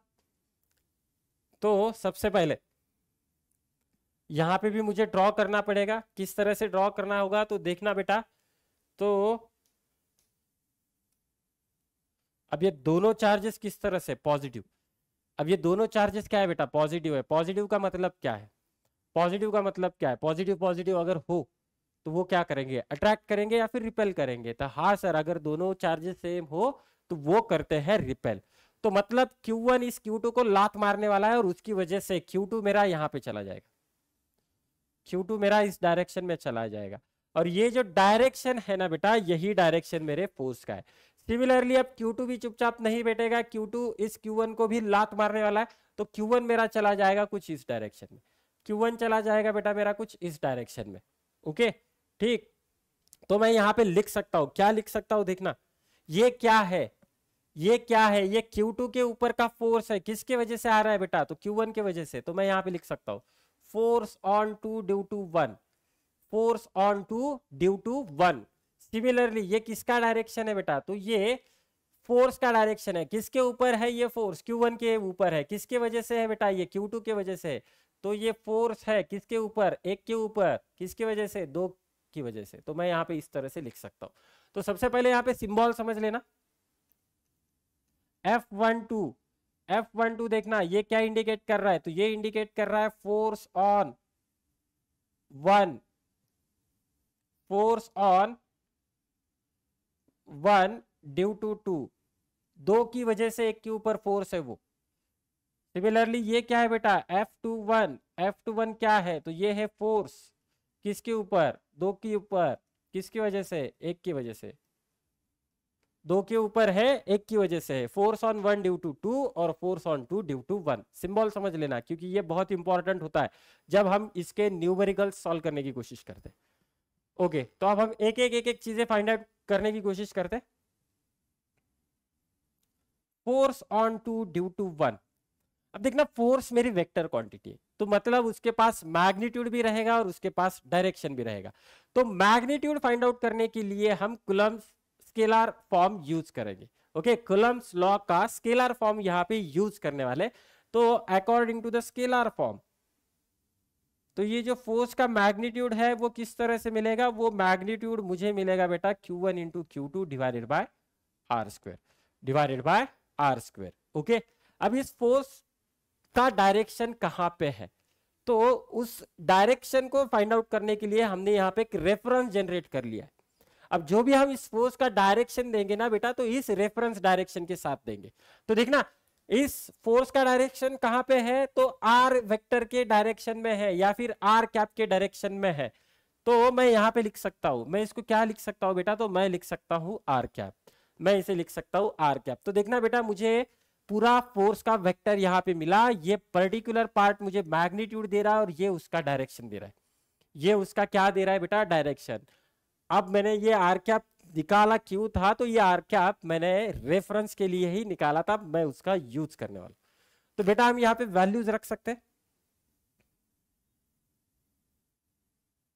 1/4πε0 Q1 Q2, आर की वैल्यू कितनी है बेटा, तो mod of R2 minus R1 है, आर की वैल्यू कितनी है, mod of R2 minus R1 है, ये इसका स्क्वायर है।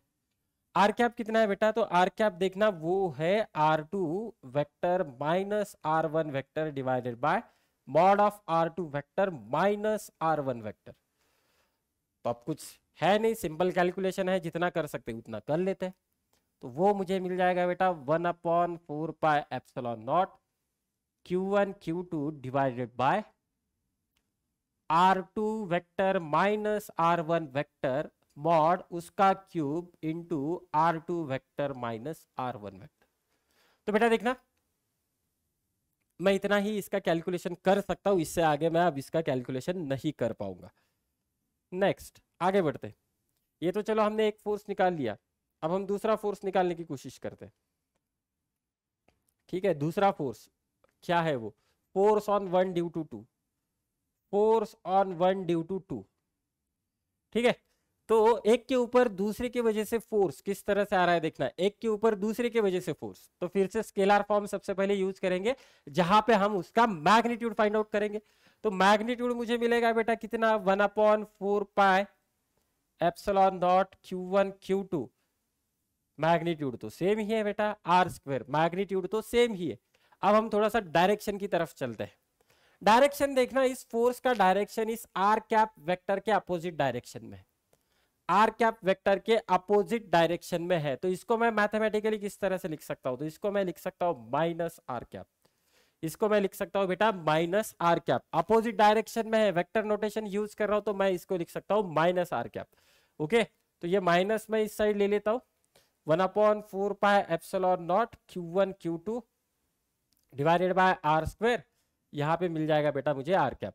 तो देखना बाकी कैलकुलेशन सेम ही है, तो सेम कैलकुलेशन करने के बाद मुझे एक चीज मिलेगी, -1/4 pi epsilon naught Q1 Q2 divided by mod of R2 vector minus mod of R2 minus R1 vector उसका cube into R2 vector minus R1 vector, R2 vector minus R1 vector.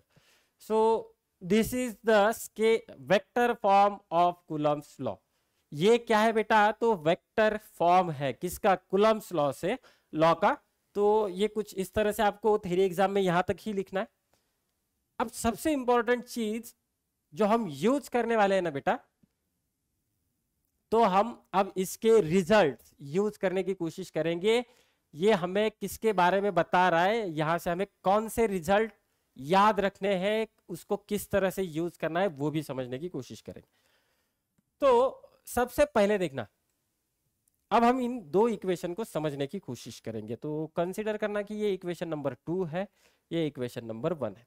अगर आप इन दोनों को कंपेयर करोगे तो आप लोगों को सारी चीजें सेम ही दिखाई दे रही है, सिर्फ माइनस साइन यहाँ पे एक्स्ट्रा है। तो मैं यहाँ पे लिख सकता हूँ, क्या लिख सकता हूँ, force on 2 due to 1 is equal to minus times force on 1 due to 2। Yes, ये मैं लिख सकता हूं। तो यहां से मुझे क्या समझ में आ रहा है बेटा, इन दो फोर्सेस का मैग्नीट्यूड सेम है लेकिन वो अपोजिट डायरेक्शन में एक्ट कर रहे हैं। वो क्या कर रहे हैं बेटा, अपोजिट डायरेक्शन में एक्ट कर रहे हैं। तो बेटा ये मुझे बता रहा है ये कूलम्स फोर्स क्या है, तो बेटा वो एक्शन रिएक्शन पेयर है। कूलम्स फोर्स क्या है बेटा, तो वो एक्शन रिएक्शन पेयर है। मतलब Coulomb's law Newton third law of motion obey करता है, एक्शन होने के बाद रिएक्शन होना चाहिए। इसका मतलब क्या है, सिर्फ एक के ऊपर फोर्स नहीं लग रहा, एक चार्ज दूसरे चार्ज के ऊपर जितना फोर्स लगा रहा है बेटा उतना ही फोर्स दूसरा चार्ज एक के ऊपर लगा रहा है। So Coulomb's law obeys Newton third law of motion. Coulomb's force action reaction pair होता है, याद रखना, Coulomb's force action reaction pair होता है। अब आप लोग बोलोगे कि सर हाँ हमने मान लिया एक्शन रिएक्शन पेयर है, तो कुछ इस तरह से भी हो सकता है ना, इस देखना कुछ इस तरह से सेटअप था अपना, ये Q1 था ये Q2 था। हाँ सर ये एक्शन रिएक्शन है, अगर एक्शन इधर हो रहा है तो रिएक्शन भी इधर हो रहा है। तो ये क्या सही इंटरप्रिटेशन है इस स्टेटमेंट का, नहीं बेटा। हाँ ये एक्शन रिएक्शन है लेकिन ये कूलम्स फोर्स नहीं है, ये एक्शन रिएक्शन है लेकिन ये कूलम्स फोर्स नहीं है। हमें फोर्स किस तरह से मिला है, तो हमें फोर्स मिला है बेटा एक इस डायरेक्शन में और एक इस डायरेक्शन में। ओके, तो यहां से दूसरा सबसे इंपॉर्टेंट चीज मैं लिख सकता हूं, this force acts along the line joining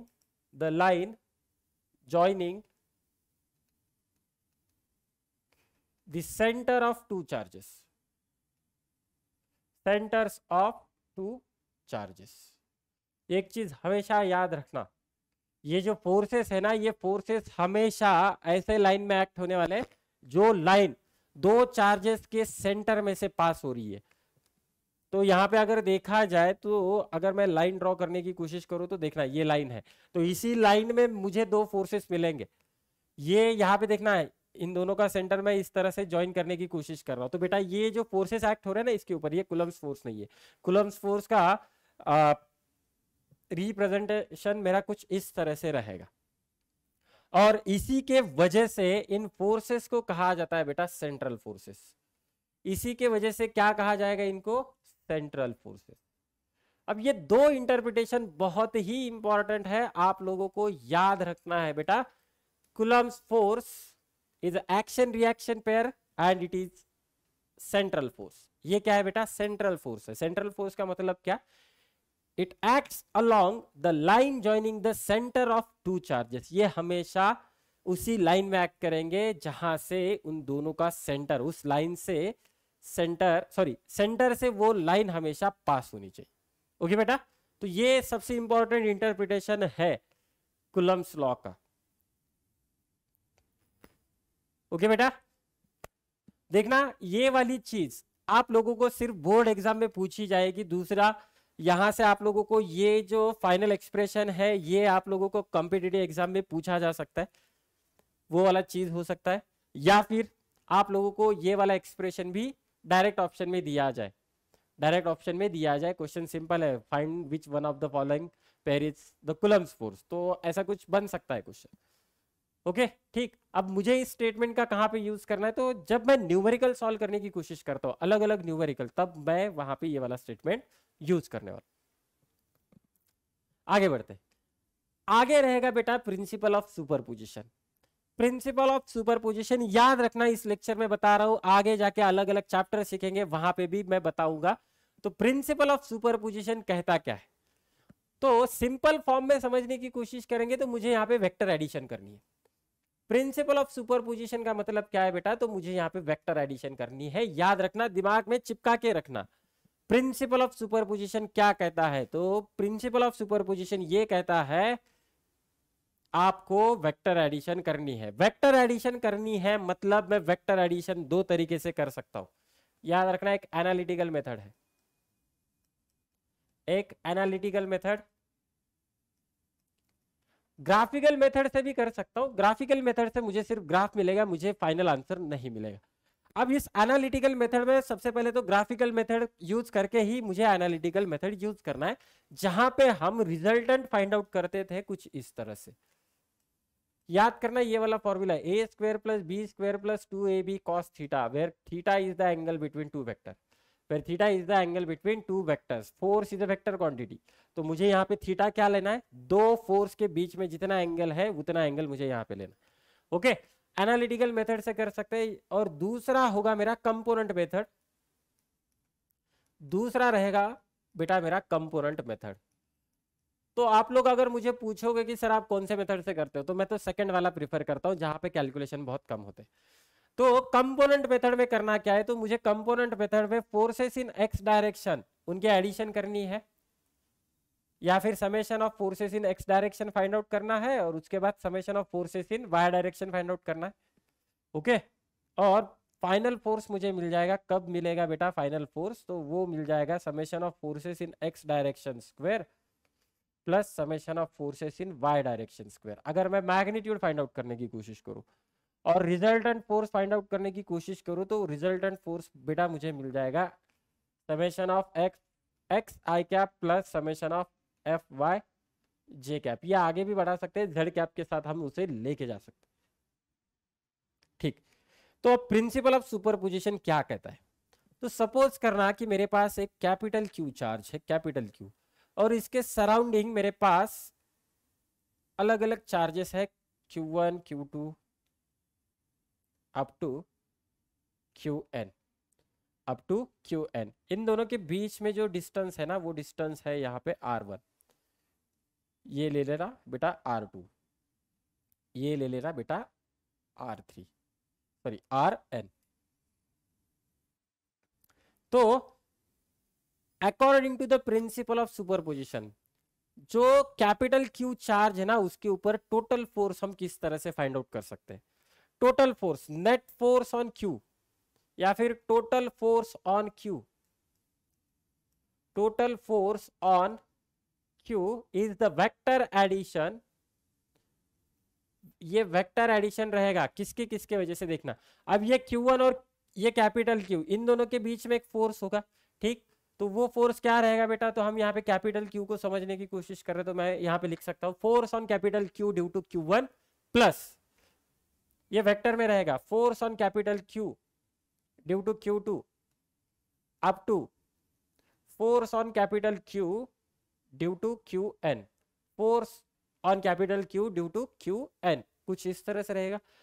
तो ये कितना हो जाएगा बेटा, तो ये बनेगा 1/4πε0 capital Q Q1 divided by R1 square आगे कितना मिलेगा, वो मिलेगा बेटा 1/4πε0 capital Q Q2 divided by R2 square. यहाँ पे मिलेगा 1/4πε0 capital Q QN divided by RN square. Okay, तो मैं इसको समेशन के फॉर्म में लिख सकता हूँ। तो बेटा मुझे मिल जाएगा ये 1/4πε0 summation of Q into QI divided by RI square. और इस I की वैल्यू बेटा मेरे कुछ इस तरह से बढ़ने वाली, I is equal to 1 to n। तो देखना ये फॉर्मूला आप लोगों को मिलेगा। अब इस फॉर्मूले से क्वेश्चन किस तरह से सॉल्व करना है मुझे ज्यादा समझ में नहीं आता, लेकिन मुझे प्रिंसिपल ऑफ सुपरपोजिशन यहाँ पे समझना है। ये क्या कहता है, अगर किसी एक चार्ज के ऊपर बाकी के चार्ज की वजह से फोर्स निकालना है तो मुझे वहां पे वेक्टर एडिशन करनी पड़ेगी, तब जाके मुझे नेट फोर्स मिलेगा। नेट फोर्स मतलब क्या, इसका इफेक्ट प्लस इसका इफेक्ट और इन सबका इफेक्ट मिला के इसके ऊपर किस तरह से इफेक्ट होने वाला। So that is called as a net force. तो देखो बेटा मुझे वो सारी चीजें कुछ इस तरह से एडजस्ट करनी है या फिर मुझे इस तरह से उसे फाइंड आउट करना है। याद रखना हम इस तरह से ही करेंगे। तो इसको हम एक क्वेश्चन लेके समझने की कोशिश करते हैं। देखो 3 charges 2 microcoulomb 3 microcoulomb 4 microcoulomb which are placed at a points A, B, C respectively as shown in figure, determine the force on A due to other charges. Determine the force on A due to other charges. तो बेटा देखना मेरा यहाँ पे charge है, ये A charge है, यहाँ पे है B charge. A, B, C की वैल्यूज दी गई है। A के ऊपर कितना है बेटा, तो A के ऊपर 2 माइक्रोकूलम है, B के ऊपर 3 माइक्रोकूलम, C के ऊपर 4 माइक्रोकूलम। तो मुझे नेट फोर्स पूछा गया है, इसके ऊपर बाकी की वजह से फोर्स पूछा गया है। तो देखना ये पॉजिटिव है, ये पॉजिटिव है। अब ये फोर्स इसके ऊपर लगाएगा इस डायरेक्शन में, तो ये क्या है बेटा, force on A due to B. Force on A due to B, इसका मैग्नीट्यूड मुझे मिल जाएगा। इसका मैग्नीट्यूड किस तरह से मिलेगा, तो वो मिलेगा बेटा K Q A into Q B, magnitude ले रहा हूं और इन दोनों के बीच में जो डिस्टेंस रहेगा दैट इज RAB स्क्वायर। अब देखना ये सिंबल है, सिंबल से ज्यादा टेंशन मत लेना, समझने के लिए मैं यहाँ पे कर रहा हूँ। के की वैल्यू हम लास्ट स्टेप में ही रखेंगे, गड़बड़ करना नहीं है। क्यू ए कितना है बेटा, 2 है microcoulomb that is 10 to the power -6। Q B कितना है बेटा मेरे पास, 3 into 10 to the power -6 divided by distance कितना है बेटा, तो देखना ये 4 सेंटीमीटर है, ये 3 सेंटीमीटर है। ओके, तो ये 4 सेंटीमीटर मुझे यूज करना पड़ेगा, तो 4 सेंटीमीटर 10 to the power -2 उसका स्क्वायर। हम के की वैल्यू लास्ट स्टेप में रखने वाले, गड़बड़ नहीं। तो बेटा ये हो जाएगा 6 डिवाइडेड बाय ये हो जाएगा 16, पावर कितना आ रहा है यहाँ पे 10 to the power -12, यहाँ पे आएगा बेटा 10 to the power -4। तो ये कितना हो जाएगा बेटा, तो ये बन जाएगा 3k/8, 3k/8 और पावर बनेगा बेटा 10 to the power -8। पावर बनेगा बेटा मेरा कुछ इस तरह से। तो ये मुझे मिला force on A due to B. आगे बढ़ते, आगे देखना मुझे करना क्या है, force on A due to C, इसके वजह से इसके ऊपर फोर्स निकालना है। तो ये फोर्स मेरा इस डायरेक्शन में रहेगा, तो इसका भी मैग्नीट्यूड मिलेगा force on A due to C which is equal to K. Directly लिख रहा हूं, देखना आप 2 इंटू 4, या फिर लिख सकता हूँ 2 into 10 to the power -6 into 4 into 10 to the power -6। और डिस्टेंस कितना आएगा बेटा, तो ये पाइथागोरस का फर्स्ट ट्रिपलेट है, 4 square plus 3 square that is 16 plus 9 25, उसका स्क्वायर रूट ले लेना। तो मुझे मिल जाएगा बेटा ये डिस्टेंस 5 सेंटीमीटर, मुझे मिल जाएगा ये डिस्टेंस 5 सेंटीमीटर। तो ये बन जाएगा 5 into 10 to the power -2 square. Okay, तो बेटा हम इसे सॉल्व करेंगे। सॉल्व करने के बाद मुझे यहाँ पे क्या मिल रहा है, तो ये मिलेगा 8k divided by 25 into 10 to the power -12 divided bye 10 to the power -4। तो ये मिल जाएगा 8k divided by 25 into 10 to the power -8। ठीक, तो दो फोर्सेस मिले, तो मैं यहाँ पे रिजल्टेंट फोर्स ऑब्टेन कर सकता हूँ। अगर इन दो फोर्सेस के बीच में मुझे एंगल मिल जाए, तो ये वाला जो एंगल है बेटा, तो ये एंगल कितना बनेगा, तो ये एंगल बनेगा बेटा 37। ये एंगल बनेगा बेटा 37। मैथमेटिकल मेथड्स में ये वाला मैंने सिखाया है। ओके, तो ये 3 4 5 फर्स्ट ट्रिपलेट है पाइथागोरस का, तो याद रखना जहां पे 3 सेंटीमीटर वाली साइड है उसके अपोजिट वाला एंगल 37 रहेगा। जहां पे 3 यूनिट या फिर 3 सेंटीमीटर 3 मीटर कुछ इस तरह से दिया हो तो उसके अपोजिट वाला एंगल 37 रहेगा। अगर ये एंगल 37 है, ये एंगल 37 है, तो बेटा ये एंगल कितना हो जाएगा? तो ये एंगल भी 37 हो जाएगा। This is going to be the opposite angle, ये आ जाएगा अपोजिट एंगल। ओके, तो मुझे नेट फोर्स निकालना है। तो नेट फोर्स देखना, हम यहाँ पे ये वाला फॉर्मूला लगा सकते हैं। क्या है फॉर्मूला?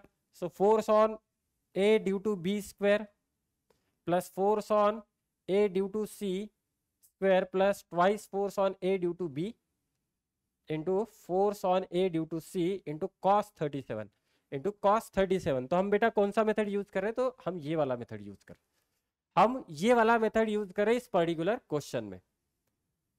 ठीक, तो चलो तो वैल्यूज रख देते हैं।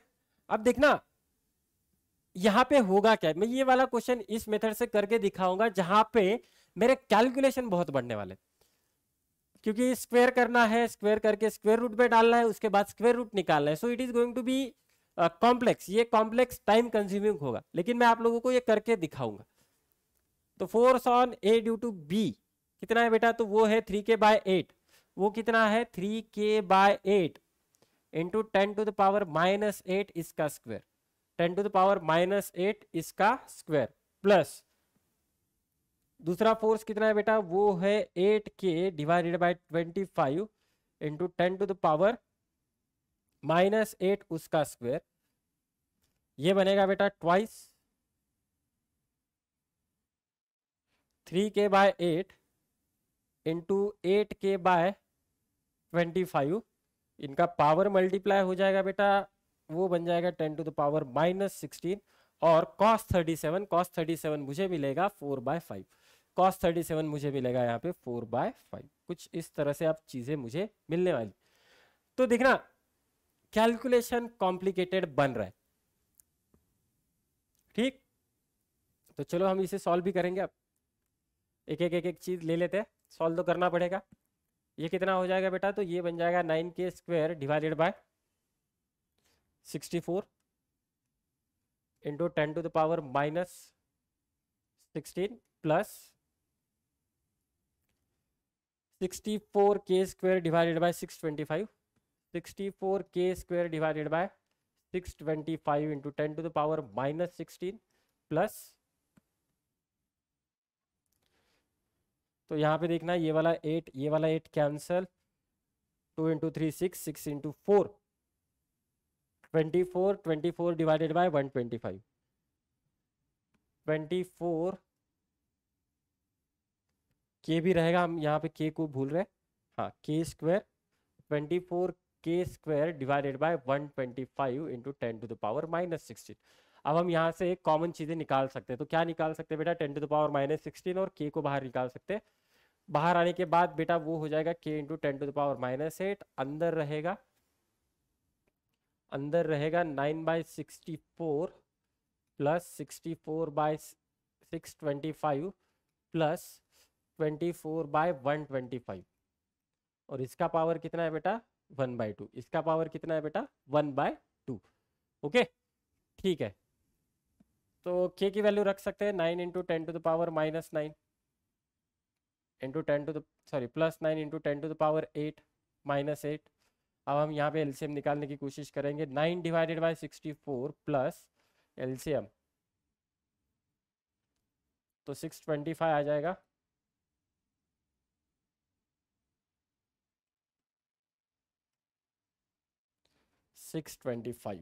Race to 1/2, 625 raise to 1/2। तो ये आ जाएगा बेटा 9 into 10 to the power 1, 9 divided by 64 plus ये बनेगा बेटा 184 डिवाइडेड बाय 625, 184 डिवाइडेड बाय 625। तो देखना बेटा इसे हम लॉग टेबल से सॉल्व कर सकते हैं या फिर कैलकुलेटर से। अगर मैं यहाँ पे मल्टीप्लाई करते बैठूं तो ये बहुत कॉम्प्लिकेटेड हो जाएगा, लेकिन शायद अपना यहाँ से काम बन जाए, क्योंकि 64 और 625 का स्क्वायर रूट में ले सकता हूँ बाहर। तो ये कितना आ रहा है बेटा? तो ये 90, ये आ जाएगा बेटा 9 इंटू 625 प्लस ये आ जाएगा 184 into 64 divided by 64 into 625 raise to 1/2। तो इसको मैं बाहर निकाल सकता हूं। बाहर निकालने के बाद ये बन जाएगा बेटा 90 divided by 8 into 25, 90 divided by 8 into 25 bracket में रहेगा 9 into 625 plus 184 into 64 raise to 1/2। अब मेरे पास कोई ऑप्शन है नहीं, आइदर लॉग टेबल या फिर कैलकुलेटर। तो देखना बेटा, मैं टाइम सेव करने के लिए यहाँ पे मैं कैलकुलेटर यूज कर लेता हूं, आप लोगों को करना नहीं है, आप लोगों को लॉग टेबल से करना है। ओके,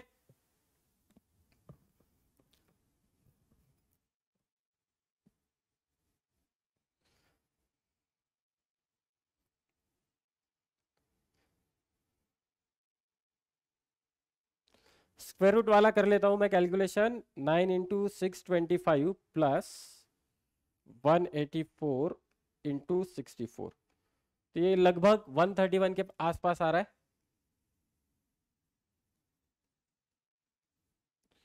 चलो इसे 131 ले लेते, 132 आ रहा है एक्चुअली। चलो 132 ले लेते, कैलकुलेशन इजी हो जाएगा। तो अब मुझे यहाँ पे सिंपली मल्टीप्लिकेशन और डिवीजन करना है, तो ये मुझे मिल जाएगा 59.4 के आसपास, 59.4 के आसपास। वैल्यू आगे पीछे हो सकती है, अप्रोक्सीमेशन किया है। तो इसका देखना आंसर, आंसर मुझे मिल रहा है 59.4।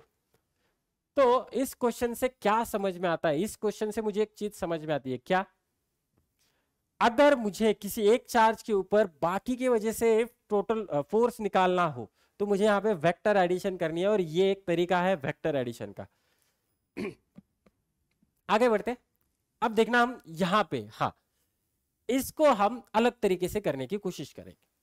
3 equal charges plus Q placed at the corners of an equilateral triangle of side ए।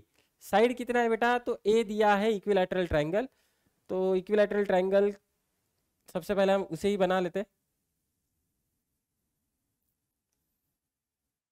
तो ये कुछ इस तरह से इक्विलैटरल ट्रायंगल होगा। अज्यूम करना नहीं दिखाई दे रहा होगा तो भी कि ये इक्विलैटरल ट्रायंगल ही है। तो अब हम क्या करने वाले हैं, तो इसके कॉर्नर्स पर, तो मतलब यहां पे एक चार्ज होगा,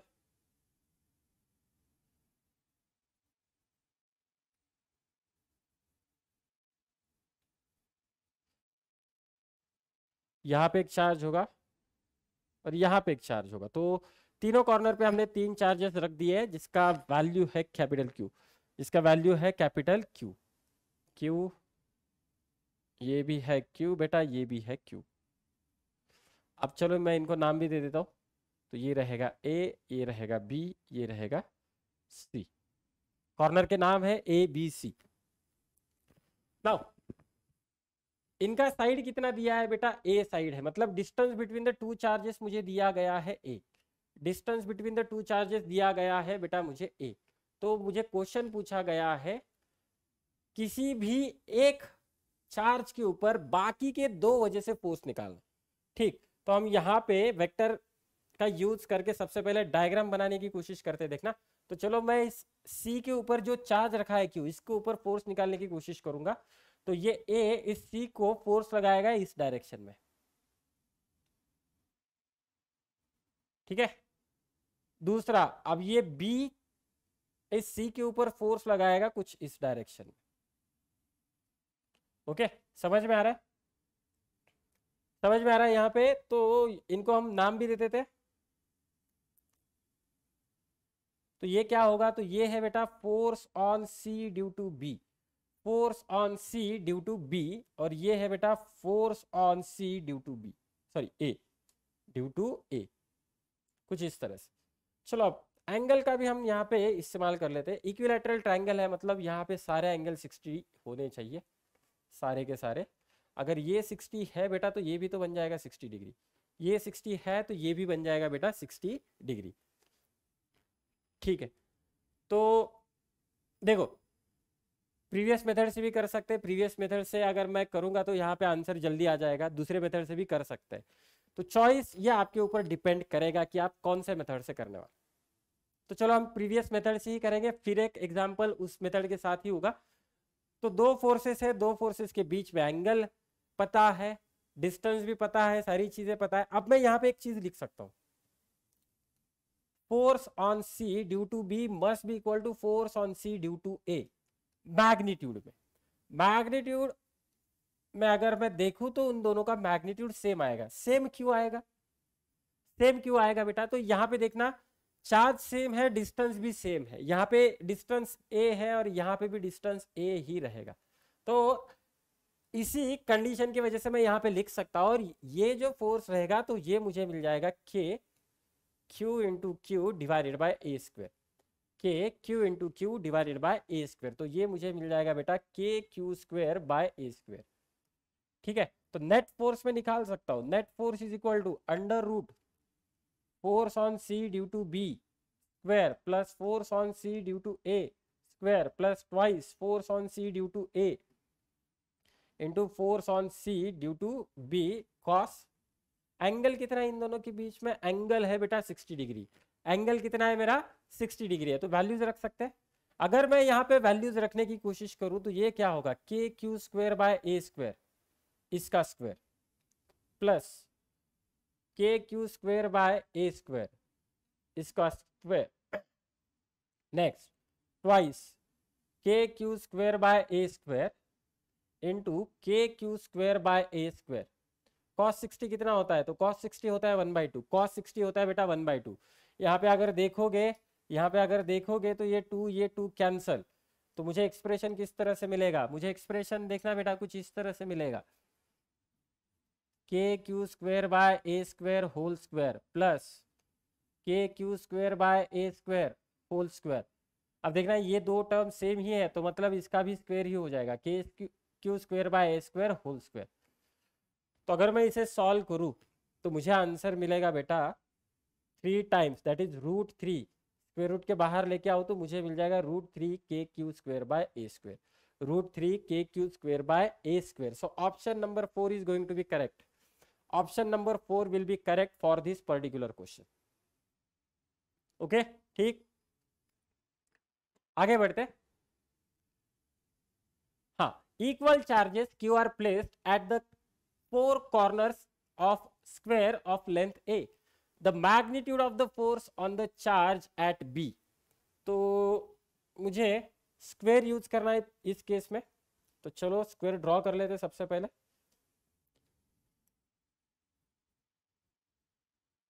कुछ इस तरह से रहेगा, A, B, C और D। अब मैं क्या करने वाला हूँ बेटा, इनके कॉर्नर पे चार्जेस रखने वाला हूँ। तो कुछ इस तरह से चार्जेस रहेंगे अपने पास, सारे सेम चार्जेस है, सारे चार्जेस बेटा अपने सेम, सारे चार्जेस क्या है बेटा अपने सेम है। तो मुझे किसके ऊपर फोर्स पूछा गया है? तो बी के ऊपर फोर्स पूछा गया है। तो अगर बी के ऊपर फोर्स है तो हम यहाँ पे ड्रॉ कर लेते हैं। देखो, force on B due to A इस डायरेक्शन में आएगा, force on B due to A इस डायरेक्शन में। Similarly force on B due to C, C की वजह से बी के ऊपर फोर्स आएगा अपवर्ड डायरेक्शन में। ओके, तो ये आ जाएगा बेटा, मैं बाद में लिख देता हूं नाम। और उसके बाद ये जो डी है ना, इस बी को रिपेल करेगा एग्जैक्टली बाइसेक्ट करके आगे। तो मतलब ये फोर्स मेरा कुछ इस तरह से मिलेगा, ये फोर्स मेरा कुछ इस तरह से मिलेगा।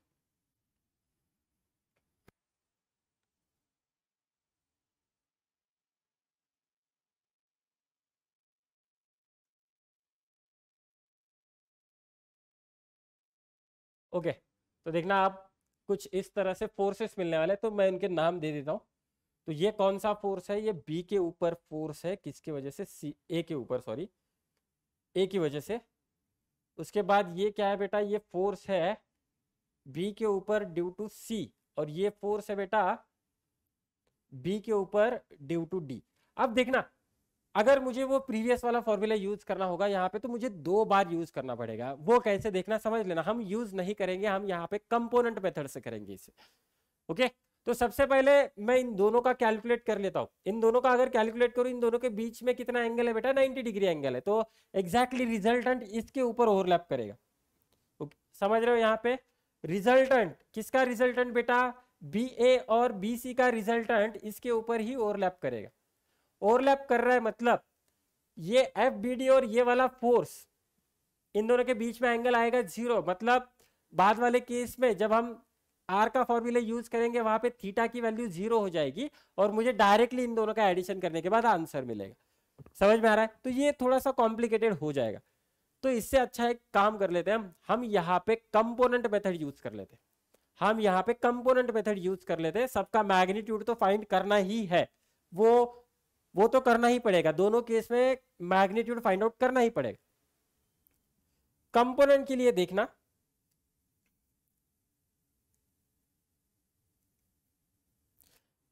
ये उसका हो गया डायगोनल, ये उसका हो गया डायगोनल, स्क्वायर का ये डायगोनल है बेटा।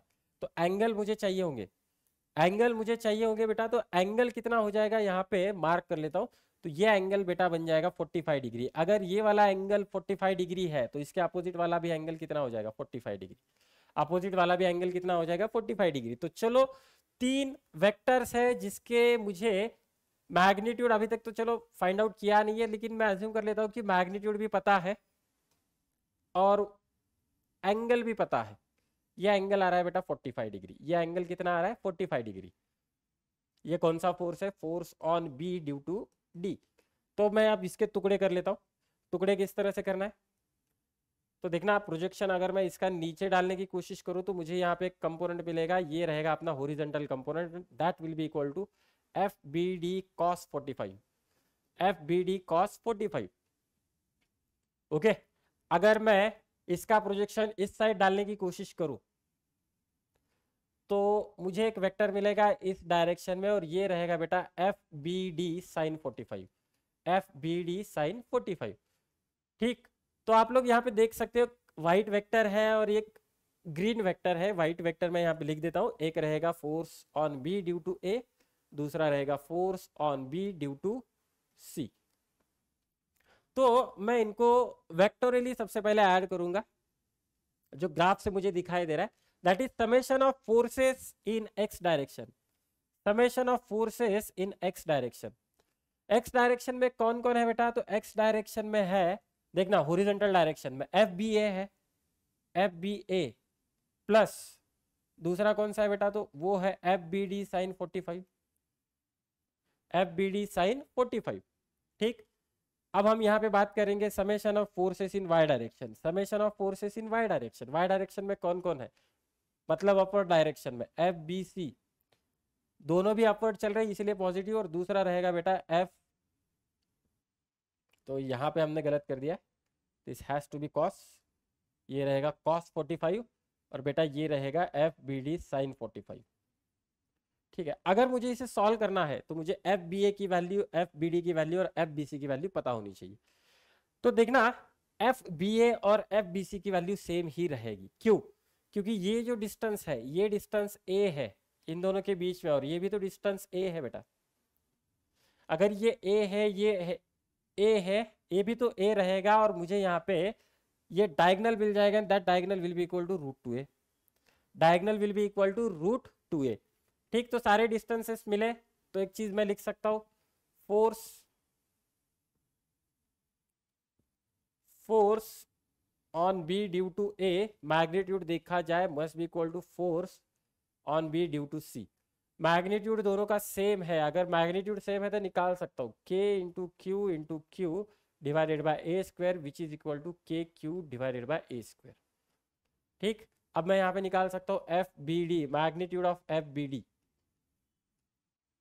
Magnitude of F B D which is equal to K into Q divided by root two A whole square, so that will be equal to K Q square by 2a square, K Q square by 2a square. तो देखना बेटा हमने यहाँ पे magnitude निकाल लिया। अब magnitude मैं इस इक्वेशन में रख सकता हूँ, इस इक्वेशन में रखेंगे सबसे पहले, तो ये इक्वेशन क्या हो जाएगा, एफ बी ए कितना है बेटा, तो वो है K Q square by A square. F B D कितना है बेटा, तो वो है K Q square bye 2a²। Cos 45 की वैल्यू होती है 1/√2। कॉस 45 की वैल्यू रहेगी बेटा 1/√2।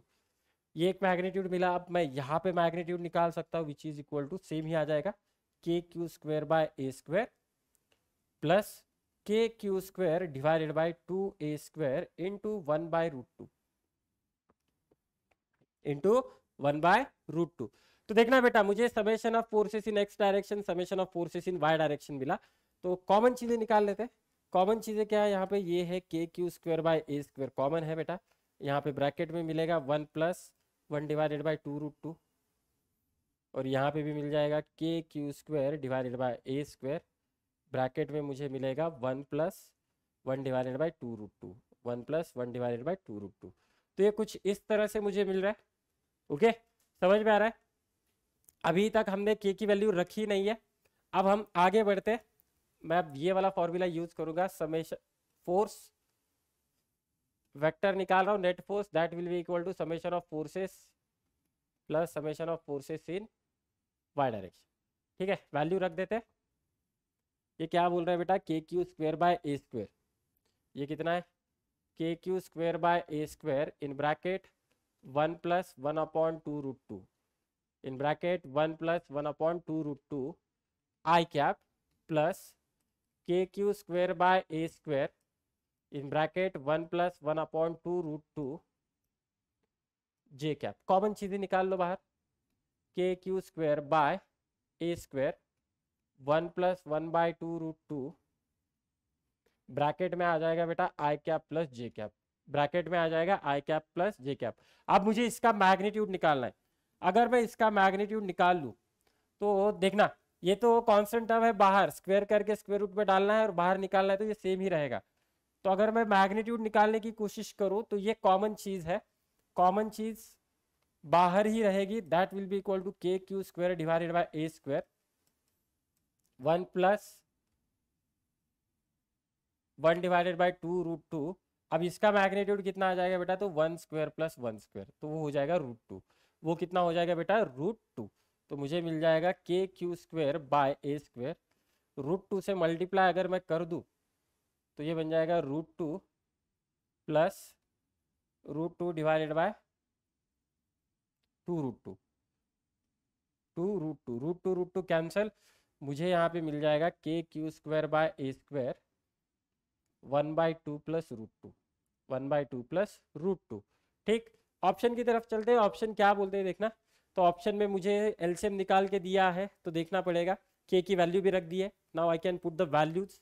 अब मैं वैल्यूज रख देता हूँ। के की वैल्यू है 1/4πε0 Q² बाय a², और ब्रैकेट में रहेगा 1/2 प्लस √2। तो ये वाला ऑप्शन है क्या, कहीं पे देख लेते हैं। तो 1/4πε0 Q² बाय a², तो शायद थर्ड ऑप्शन मैच हो जाए। थर्ड ऑप्शन की तरफ चलते हैं, तो 2 से मल्टीप्लाई करते हैं, कितना आ रहा है 1/4πε0।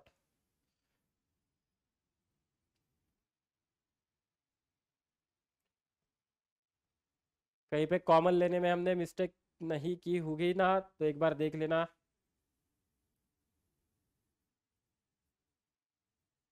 सब सही है।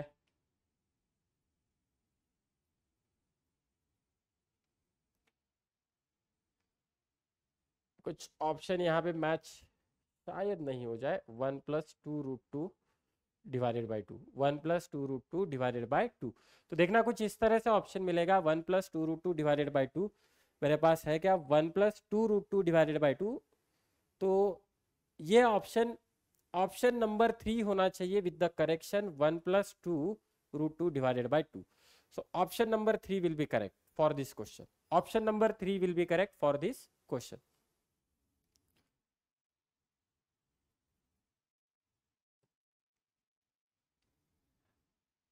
तो देखना बेटा, आज के इस लेक्चर में हमने कौन सी चीजें समझने की कोशिश की। हमने आज सिर्फ एक ही लॉ सीखा है, वो होता है कूलम्स लॉ। वो क्या सीखा है बेटा, कूलम्स लॉ। कूलम्स लॉ के हमने 2 फॉर्म सीखे हैं। एक सीखा है स्केलर फॉर्म, एक सीखा है स्केलर फॉर्म, जो कि आंसर देगा मुझे KQ1 Q2 divided by r², अगर मैं वैक्यूम में कर रहा हूं। अगर मैं किसी मीडियम में कर रहा हूँ तो वो मुझे दे रहा है बेटा k dash Q1 Q2 divided by R square. और इन दोनों फोर्स को अगर हम कंपेयर करने की कोशिश करें तो F dash is equal to F divided by K, F dash is equal to F divided by K. ये के क्या है बेटा? तो ये कैपिटल के डाइलेक्ट्रिक कांस्टेंट है, ये प्रोपोर्शनैलिटी कांस्टेंट है। ओके, तो सबसे पहले हमने ये चीज सीखी। उसके बाद हमने कूलम्ब्स लॉ का वेक्टर फॉर्म देखा। वेक्टर फॉर्म आप लोगों के लिए स्कूल के कॉलेज के एग्जाम में ही पूछा जाएगा और उसका प्रैक्टिकल यूज हम कहां पे करते हैं? प्रिंसिपल ऑफ सुपरपोजिशन में। प्रिंसिपल ऑफ सुपरपोजिशन क्या कहता है बेटा? तो वो यही कहता है कि हमें करना क्या है, किसी एक चार्ज के ऊपर अदर चार्जेस की वजह से अगर फोर्स निकालना हो तो मुझे वहां पे वेक्टर एडिशन करनी है। वेक्टर एडिशन में दो तरीके से कर सकता हूं। देखना, इसके क्वेश्चन इजी होते हैं, सिर्फ मुझे ठंडे दिमाग से काम करना होता है और मुझे वेक्टर एनालिसिस बहुत अच्छा होना चाहिए, मेरा बहुत स्ट्रांग होना चाहिए, तब जाके मैं ये सारे क्वेश्चन सॉल्व कर सकता हूं। आप लोगों ने देखा आज के सेशन में मैंने दोनों मेथड से उसको सॉल्व करने की कोशिश की है। अगर आप लोगों को वहां पे कुछ डाउट हो तो आप कमेंट सेक्शन में मुझे बोल सकते हो, सो दैट अगला जो भी अपना लेक्चर रहेगा, वीडियो रहेगा, मैं वहां पे वो चीजें कवर करने की कोशिश करूँ। अभी हम सेम चीज इलेक्ट्रिक फील्ड में भी करेंगे आगे लेक्चर में। ओके बेटा, ठीक। तो ये तो था आज का लेक्चर। आई होप आप लोगों को ये आज का लेक्चर समझ में आया हो, आप लोगों के सारे डाउट यहाँ पे क्लियर हो गए होंगे। ओके, तो सब लोगों को थैंक यू, धन्यवाद। फिर मिलेंगे बेटा अगले लेक्चर में इसी चैप्टर के साथ। Thank you.